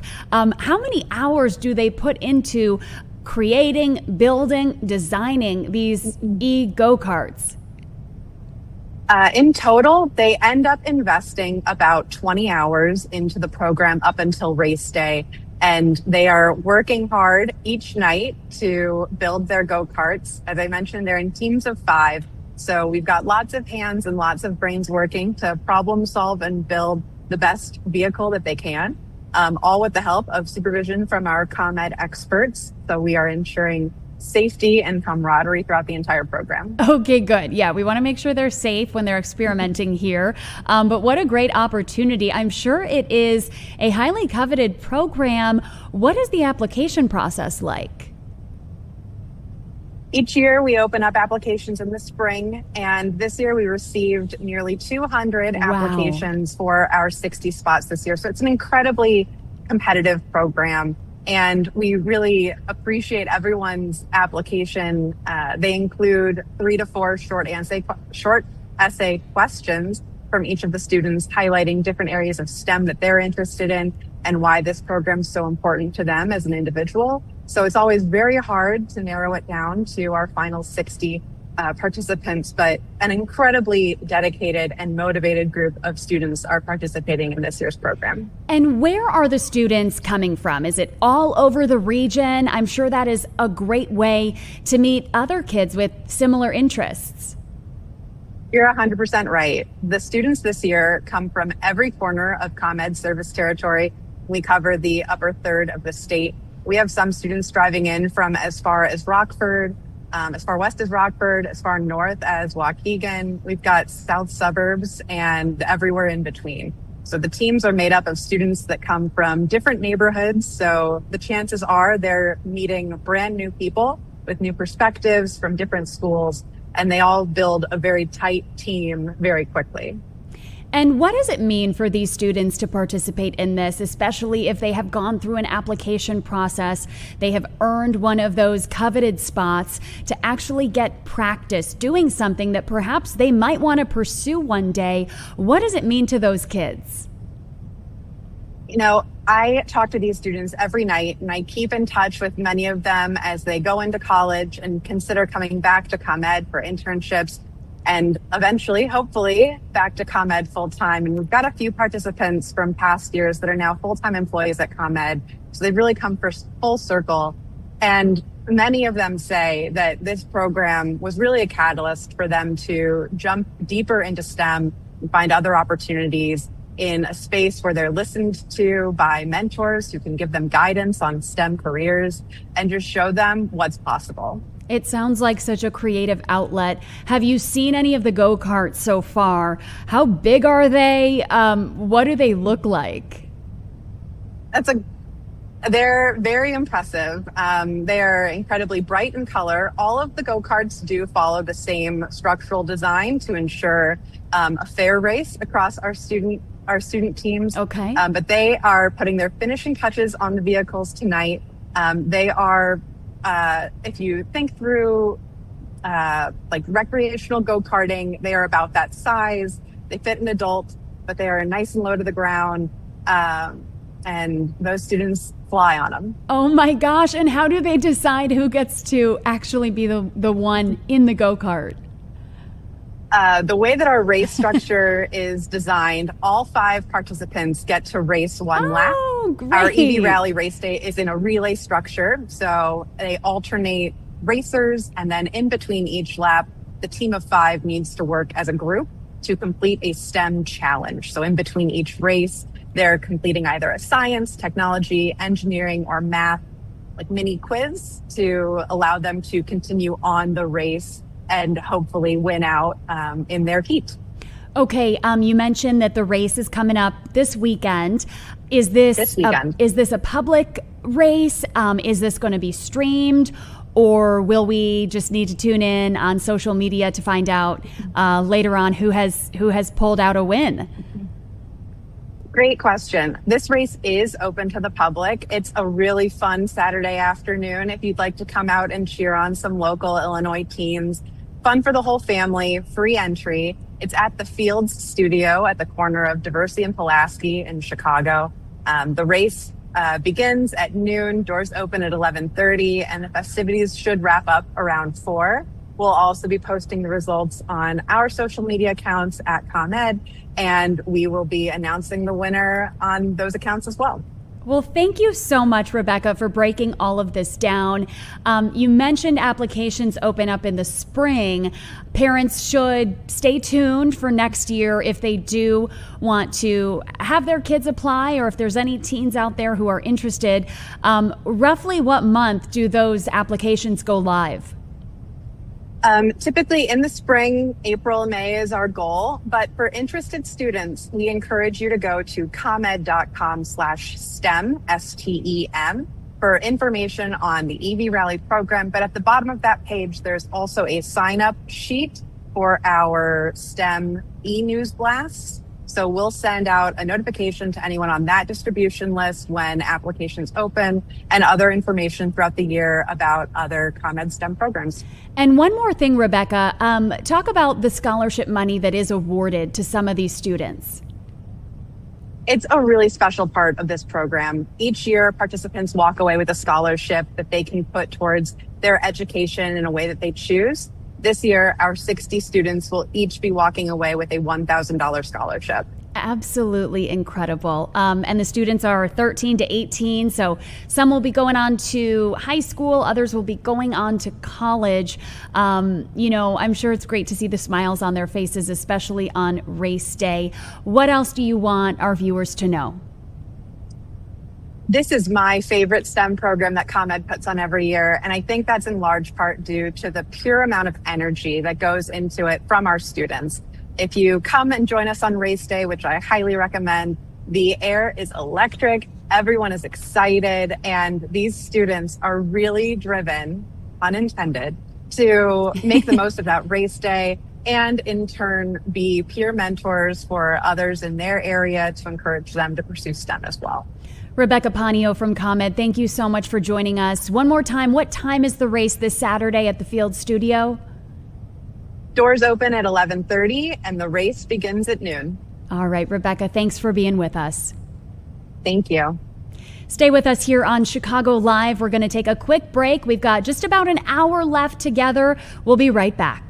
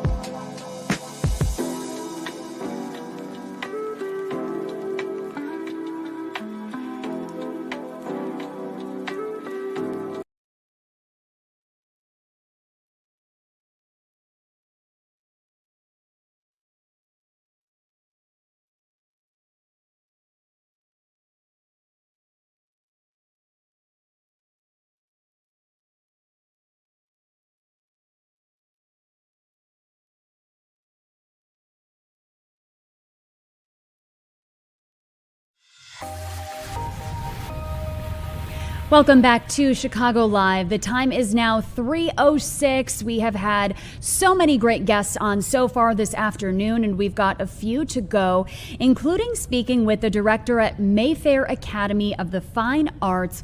We will bring her in shortly. This school is home to several renowned alumni, including former First Lady Michelle Obama. The Academy has been invited to perform at the Obama Presidential Center this Saturday. So we will be chatting with our guest, the director there at Mayfair, to talk a little bit about the significance of this and what this will mean for those students who have been invited to participate. We are also talking quantum internet, what that means. We're going to break all of that down, but a new study has proven to be successful. We're going to chat with a Northwestern University professor to explain what they did in this experiment and how it potentially could impact our internet moving forward. And finally, we will be ending the show with speaking with the press secretary for First Lady Melania Trump. Applications are now open to head to the White House for the holidays and help decorate. We will chat with him coming up later this hour. Stay with us here on Chicago Live. We're going to take one more quick break.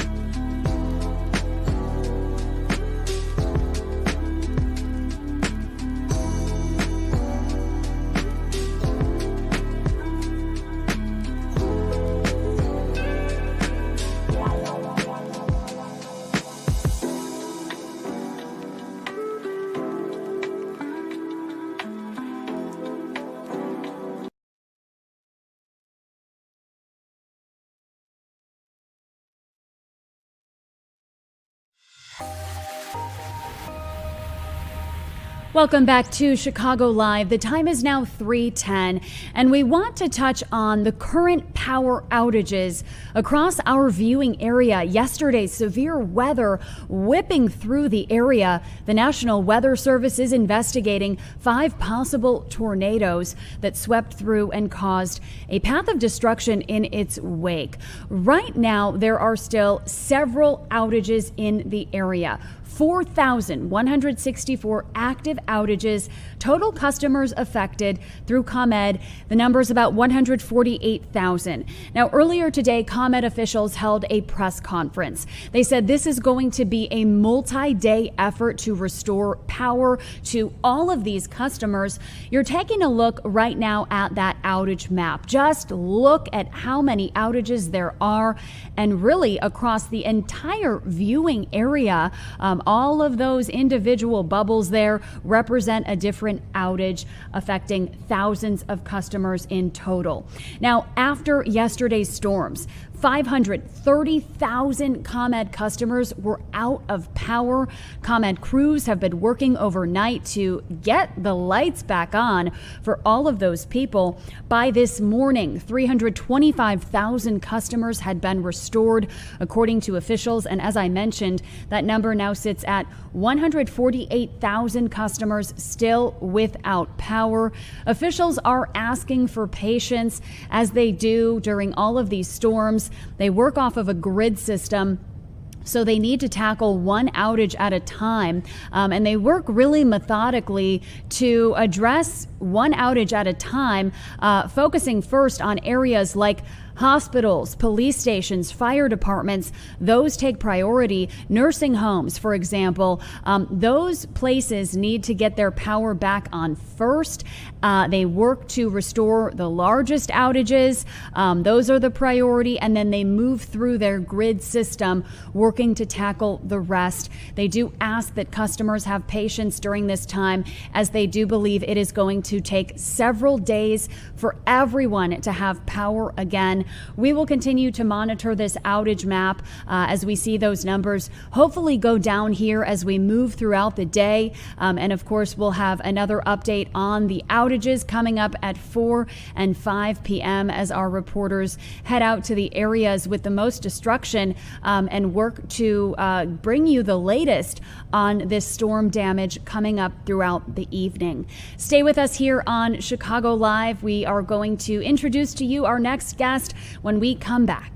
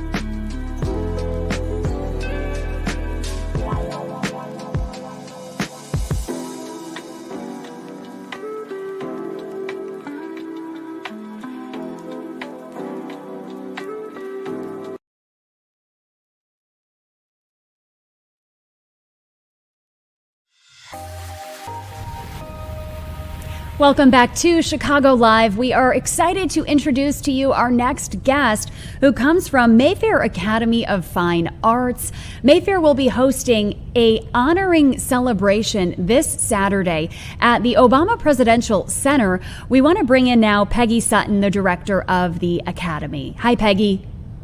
Hello. So this really comes full circle because former First Lady Michelle Obama is an alumni of Mayfair. Talk to us a little bit about this exciting celebration coming up this Saturday. This Saturday is the Mayfair Honors, and it is honoring the legacy of Mayfair Academy. And Mayfair Academy is a school of fine arts, performing arts, and it was established in 1957 by my father, Tommy Sutton, tap dancer extraordinaire. And we are celebrating his legacy, the legacy of Mayfair, myself, and 9 other honorees. And it's taking place at the Obama Presidential Center. What does that mean to you? Oh, it is just such a wonderful full circle with Michelle Obama taking classes at Mayfair. And now we are able to go into the Obama Presidential Center, which of course she and her husband have erected on the south side of Chicago. And it's just a wonderful thing. And I understand there are 11 honorees. Tell me a little bit about them. Well, there's myself, the director of Mayfair, Michelle Obama, our Mayfair alumni. And then we have 9 other Mayfair alumni that are still active as professional dancers or leading their own studios, their own companies, and still actively working in the area of dance. In nearly 70 years, put it into perspective what Mayfair has offered to community members, some of which who have grown up to be professionals. Yes, Mayfair started as an opportunity for the children of our community to have quality dance education, which at the time in 1957 was not available to them. So throughout the years, we have entertained so many students that have gone on to do remarkable things. We've entertained generations, daughters, their mothers, their grandmothers have all gone through Mayfair. So it is just so wonderful to know where Mayfair started and where Mayfair has become. What classes are currently offered at the Academy? Well, actually, we had been closed, but we're getting ready to start some new classes in February. Great. The Mayfair Minis. And this is an accelerated training program for very young, focused dancers, ages 4, 5, and 6, at the MAC Center, the Mayfair Arts Center, on 87th and Bennett. Excellent. To see, this come full circle this weekend, what does it mean for you? Keeping your father's legacy going?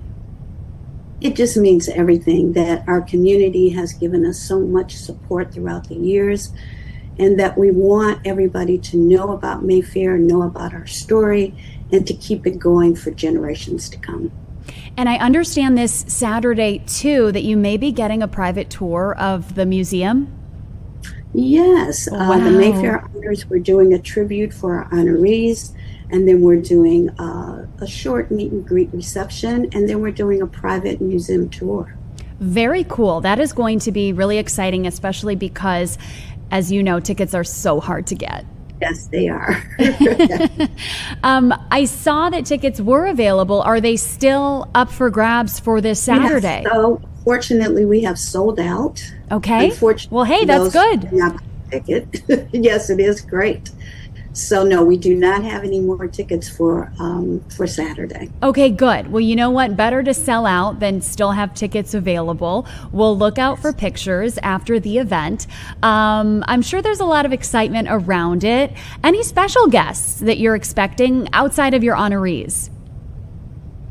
No, just our honorees and myself, and just all our wonderful guests that are going to join us. And will there be any performances this Saturday?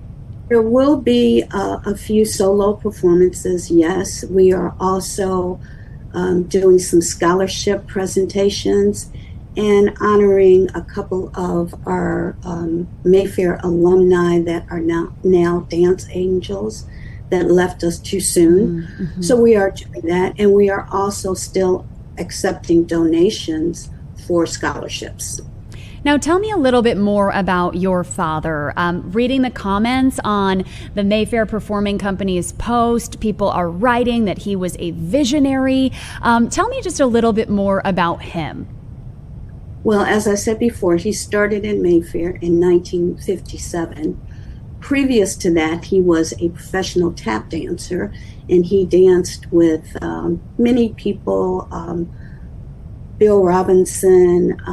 He danced with Duke Ellington playing, and he did a lot of professional dancing in and out of Chicago.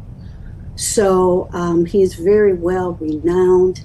And then he also, in the 1980s, wrote a book, Tap Along with Tommy, for dance teachers to really give them a great system on how to teach tap dance. Really wonderful. Now, this weekend, will former First Lady Michelle Obama be able to attend in person? Unfortunately, she will not. But she's a busy lady. Tribute to her. Okay, wonderful. Excellent. Well, we hope that the event goes well. Anything else that you would like our viewers to know about Mayfair, and perhaps how to track those upcoming classes next year? Yes, we're going to start the new classes in the fall of 26, and they can go to mayfairperformingcompany.org and get information on those new classes coming up. The Mayfair Minis for ages 3, 4, and 5-year-olds. And finally, Peggy, just share what an incredible outlet dance is for people of all ages. It's just a wonderful expression. And that's another thing that Mayfair was founded on, was that expression for everybody, not just a particular body type or skin color, but for everybody. And just, it doesn't matter about age. I won't tell you my age, but I will let you know that I still take tap classes. So anybody can dance. I love it. Thank you so much, Peggy Sutton, Director of Mayfair Academy. Thank you for being with us. Have a great time this Saturday. Thank you for having me. Thank you. All right, tickets for that, as she mentioned, are sold out, but we'll be sure to look out for pictures. They will be at the Obama Presidential Center this Saturday, honoring 11 people, including former First Lady Michelle Obama, who is an alumni. Stay with us here on Chicago Live. Coming up, we are talking all things quantum internet. What exactly does that mean? We have an expert here to break it down. We'll be right back.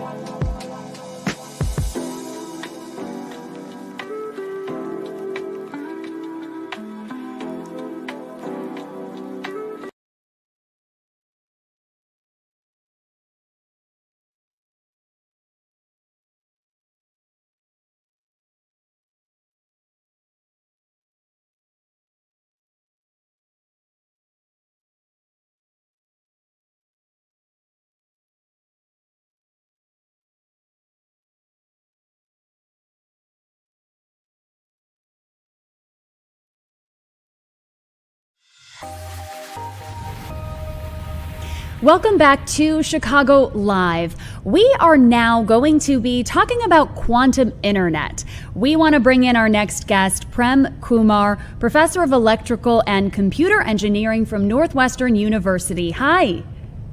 Hello. Thank you so much for being with us. Okay, so I'm not going to pretend like I have a wealth of knowledge on this topic. Please break down for us what quantum internet is, and then we'll dive into that study. Okay, so actually the best way to think about quantum internet is to think about the classical internet that we're using right now.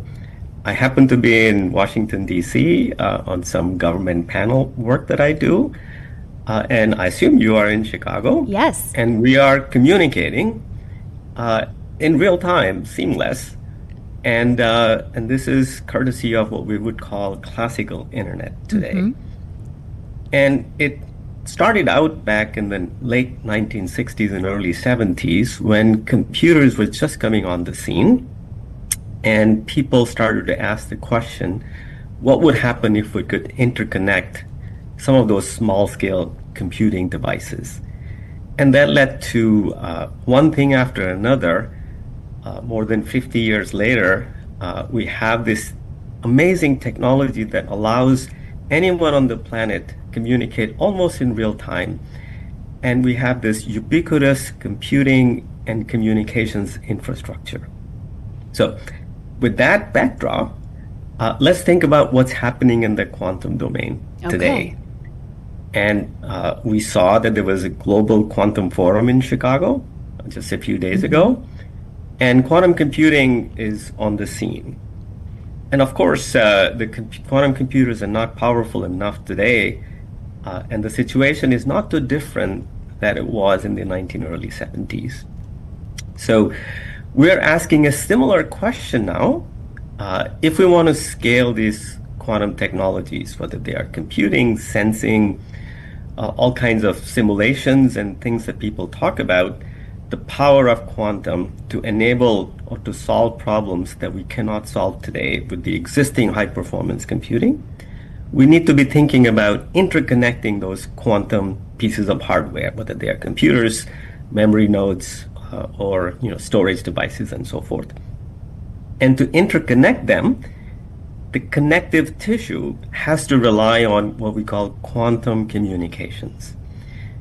And what we achieved in the last year or so, which is the subject of the study, is to show that we can do quantum communications of the kind that's required, utilizing the infrastructure we have today that we use for ordinary communications and computing. And so that's the big thing. We used a fiber that connects my lab in Evanston to a lab we have on the Chicago campus of Northwestern. And we used in-ground fiber. Not only it's taking technology, quantum technologies or so-called quantum internet out of the lab, but also do it while the same fiber was using classical communications as we practice today.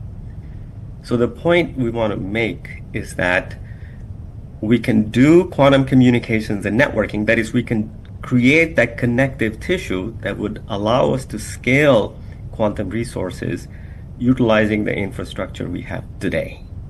And that's the message that of that news release that we did. And the demonstration was the first of its kind, right?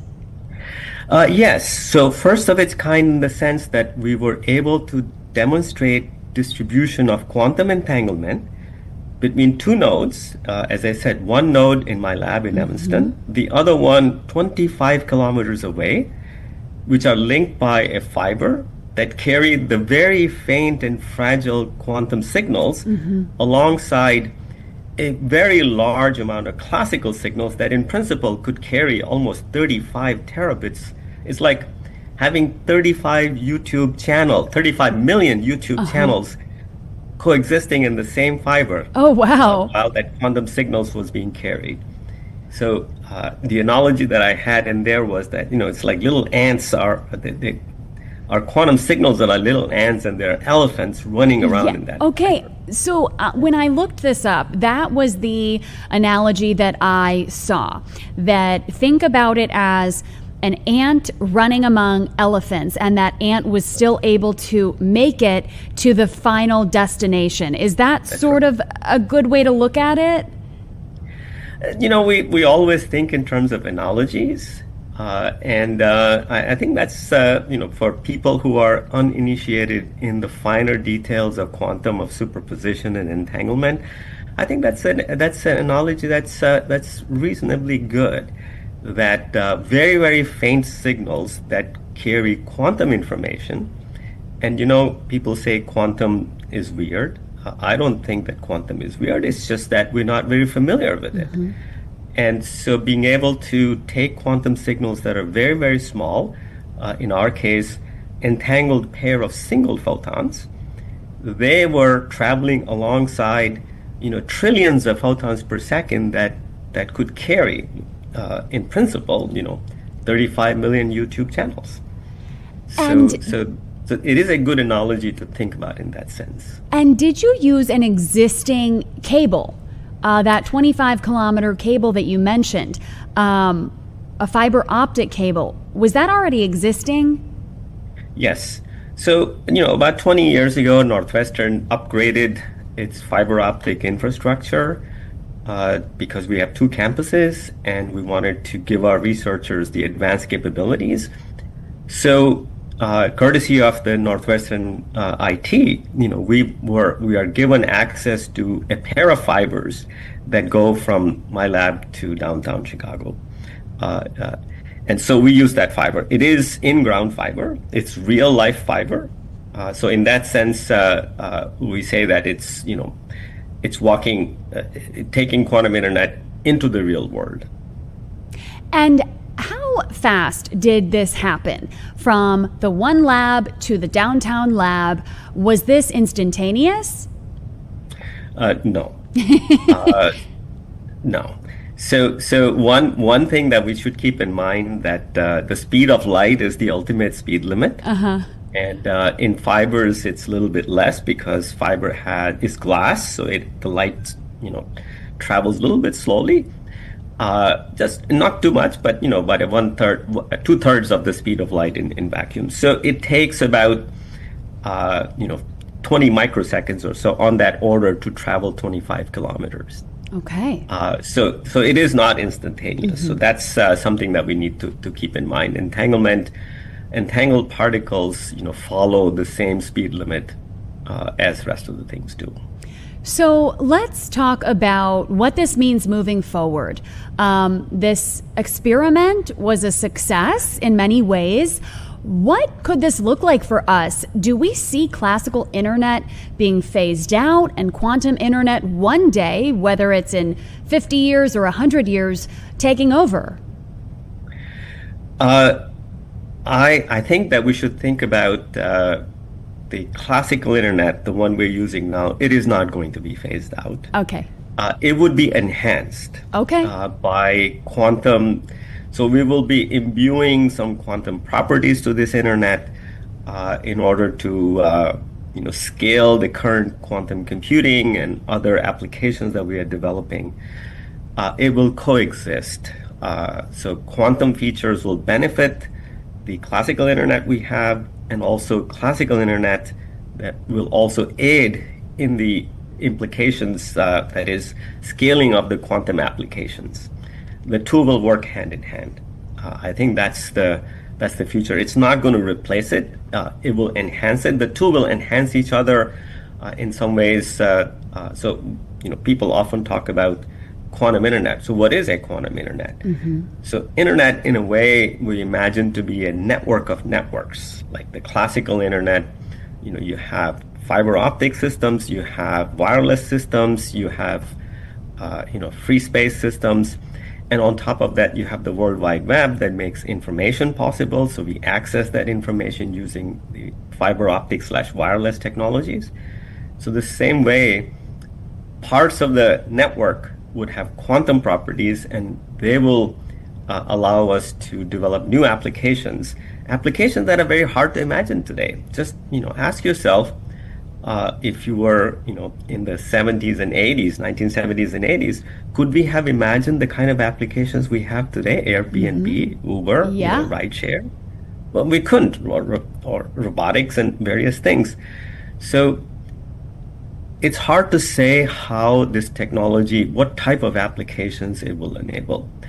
All I can say is that it is a new way of doing things. It utilizes quantum principles, and there will be new type of applications that will emerge. Some of them we can imagine, but others we cannot imagine today. And talk a little bit about your background. How long had you been working on that study prior to executing it? Right. So, of course, I've been at Northwestern for a very long time, 40 years. This is my 40th year. Oh, congratulations. Well, thank you. And so I have been in the area of quantum photonics for a very long time. But this one particular experiment that we did, it builds upon a body of work that we have been doing for the last 30 years or so. As they say, nothing happens in vacuum. You build upon your previous knowledge, previous experience, and previous experimentation. And my lab has realized for a very long time that in order to implement quantum applications, we don't need to rebuild the infrastructure. We can utilize the existing infrastructure. So we've been taking step-by-step experiments. 2 years ago, in December of 24, we did an experiment, although that was done in the lab, but it showed the path that we can do teleportation and entanglement distribution kind of things in real-world fibers. Not only in real-world fibers, but also the fibers that already carry the conventional communications infrastructure, so we can do things quantum and classical simultaneously. Well, thank you for sharing that. And I do want to get your thoughts on the Illinois Quantum and Microelectronics Park that will be opening up and is currently being built, a 128-acre site at the former U.S. Steel South Works site. What are your thoughts on having a major and massive quantum facility in our backyard? Oh, I think this is great. As part of the Global Quantum Forum last week, I was fortunate enough to actually tour the site. Oh. So I commend the organizers of that meeting, the Illinois Economic Development Corporation, and the other P33 and other participants. So it is a great site. It's, of course, under construction. And a major quantum computing company is an anchor tenant, PsiQuantum. And I believe, as the governor inaugurated that meeting, and he clearly stated that Illinois is the hotbed of innovation. And in the previous generations, for example, when the internet and the other technologies, semiconductor technologies or transistor, they were invented here, but the policies were such that the results of those happened elsewhere in the East Coast or the West Coast. Right now, we want to create an ecosystem that the technologies that are developed here benefit first our region, and then, of course, the rest of the country and perhaps the world. So I think our governor, Governor Pritzker, is a champion of quantum, and the investment that we are making in the Illinois Quantum and Microelectronics Park, it will pay huge dividends in terms of creating jobs and keeping the technologies that we are developing here in the Illinois area.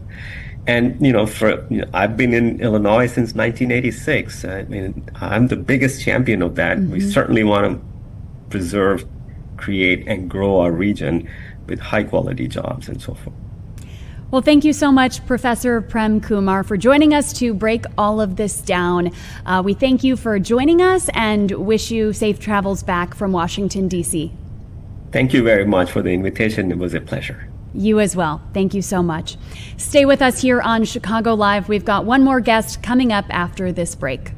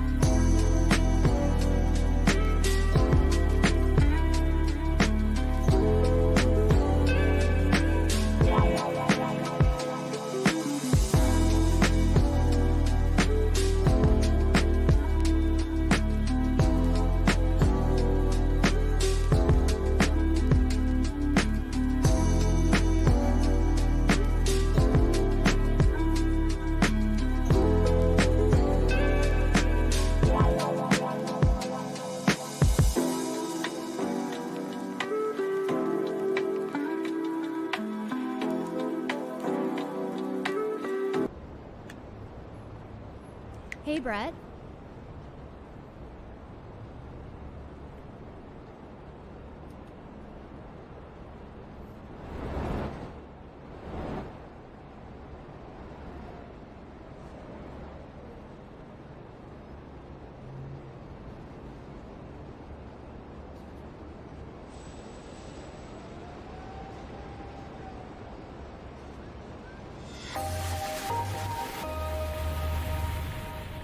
Welcome back to Chicago Live. Thanks for sticking with us on this Tuesday. We want to bring in our very own Brett Bagansky, who is out covering a really disturbing situation and story that he is going to break down for us. A warrantless raid that allegedly unfolded in Lakeview. Hey, Brett, can you hear us? All right, I think we're having trouble getting to Brett. We are going to take one more quick break, try to get these technical issues sorted out, and we will bring him in as soon as we have him.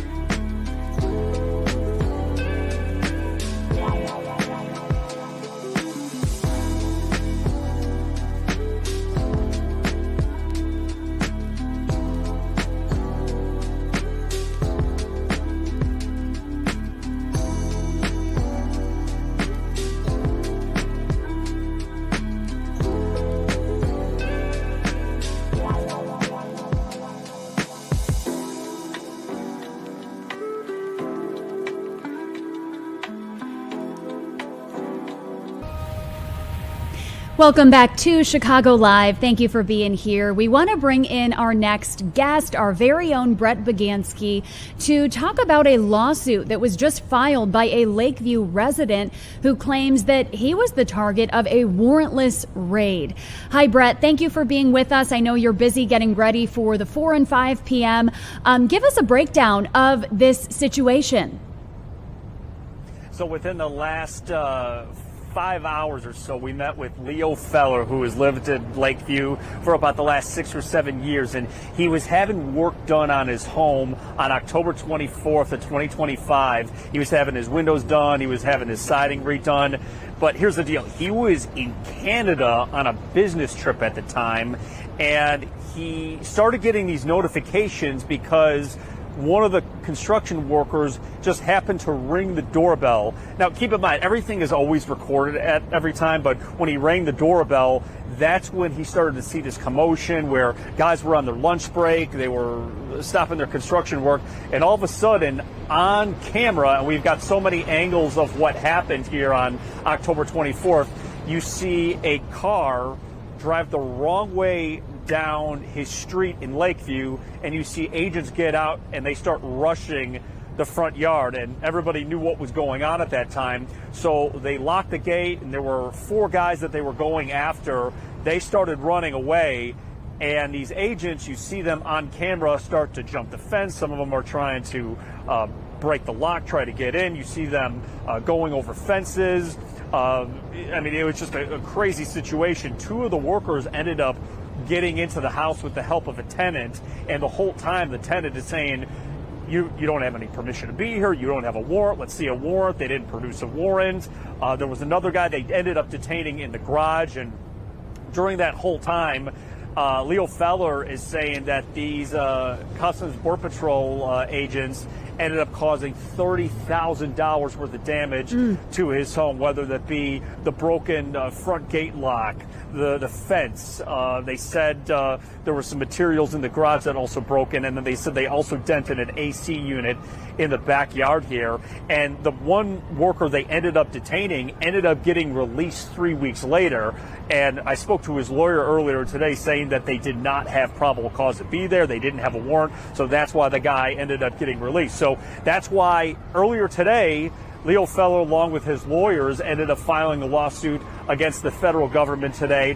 And the case should be heard here at the Dirksen Federal Building. That's why we're going to be doing our live reports at 4 and 5 o'clock tonight. But when I was speaking with Leo, I said, what do you want to get out of this whole thing? He said, well, number one, I want the federal government to admit that they made a mistake, that this was all wrong. They didn't have any kind of warrants here, and I want them to pay for all the damage that they had. He said this has been a traumatizing experience, and after all of this has happened, he had to delay work to his home. He's got a home that was built in the 1890s. It's a continuing work to try to restore this beautiful piece of property here, but he said it's traumatized him, and he has delayed work on his home because he's worried about people being targeted by Border Patrol or even ICE agents simply because they work construction and maybe because they're Hispanic. Wow. And Brett, if this happened in October, it seems that this was in the height of Operation Midway Blitz. You have to wonder, will other lawsuits come from that time period? Are there other cases and other situations that we don't yet know about that could result in civil lawsuits that have yet to be filed? Was anyone taken into custody by CBP during this incident? I know you said a couple people were able to get actually into a residence. Yeah, that's right. So they ended up detaining one guy, and he ended up getting released 3 weeks later. 2 of the other guys ended up climbing their way into the home, and you see in this one clip that we're going to show later tonight at 9 o'clock, so be sure to watch that on our news tonight. There's a guy who's already in the home, and then the tenant was kind enough to bring the guy in as he was getting away from agents. Another guy was trying to get in the home, and as that's happening, they're pulling on his shirt, pulling on his pants, and they were able to get him in there. But it looks like this traumatizing situation. Meanwhile, agents were being accused of threatening to pepper spray people, and apparently they deployed some kind of tear gas in the area, which they said ended up making their way around this playground where there are kids around. I mean, this is an area of Lakeview where, we're blocks away from Wrigley Field. These are, so this is a very high-end area with people who feel safe. They're walking their dogs. You might see a random cat walking, the street around that time. But this is an area where they felt very, very safe. And while this is all happening, the neighbors in the video that we ended up obtaining were very much aware of what was going on. They started yelling at the agents. They started blowing their whistle. People were calling police. And one of the other reasons why Leo Feller filed this is because he told me that he tried to file a police report with Chicago police, and he said that they weren't being very helpful with him. So he feels like this is the only avenue in order to get some kind of justice, in order to say that this was wrong, and perhaps he thinks that some good can come out of this, better training for the agents, because he said that they violated his Fourth Amendment rights. And meanwhile, while we're doing this story, I have reached out to the Justice Department. I have reached out to Border Patrol for their side of the story to find out if some of the facts that they're, in this case, that they're alleging, are they true? Do they have another set of circumstances, or are they disputing some of the allegations from this lawsuit? I'm still waiting to hear back from this, but this comes at a time where just in the last few days, the last few weeks, that the U.S. attorney for the Northern District of Illinois has also come under scrutiny for some of these cases where you look at the Broadview 6 and some of the indictments there that they ended up paring down, and they ended up dropping the charges altogether. So it's been one of those things where I think some people feel like there needs to be some accountability, and that's why Leo Feller feels like this lawsuit is his only shot at any kind of recourse. Well, Brett, thank you so much for taking the time to preview your story for us. We look forward to seeing it at 4 and 5, but we really will look forward to seeing that video later tonight at 9. Oh, it's my pleasure. It's really going to be kind of this play-by-play for everything, so be sure to check that out at 9 o'clock. All right, Brett, thank you. Hey, thank you. All right, we are almost done here on Chicago Live. We're going to take a quick 2-minute break, and we'll be right back to close things out.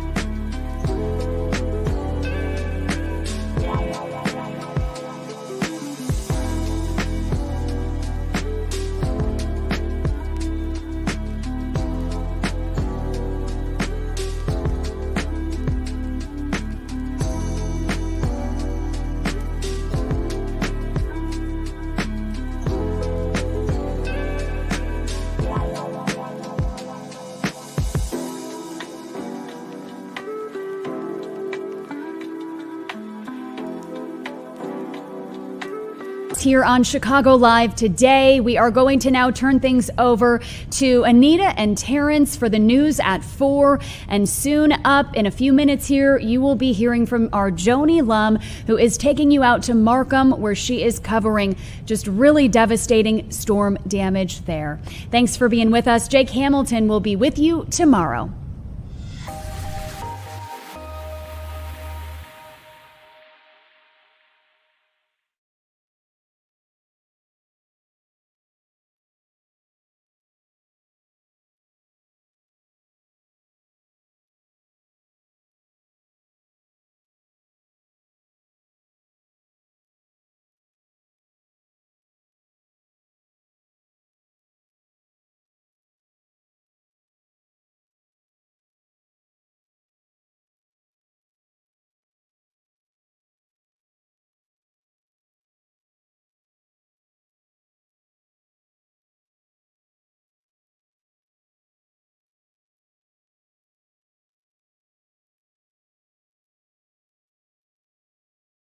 Live from Chicago, this is Fox 32 News at 4.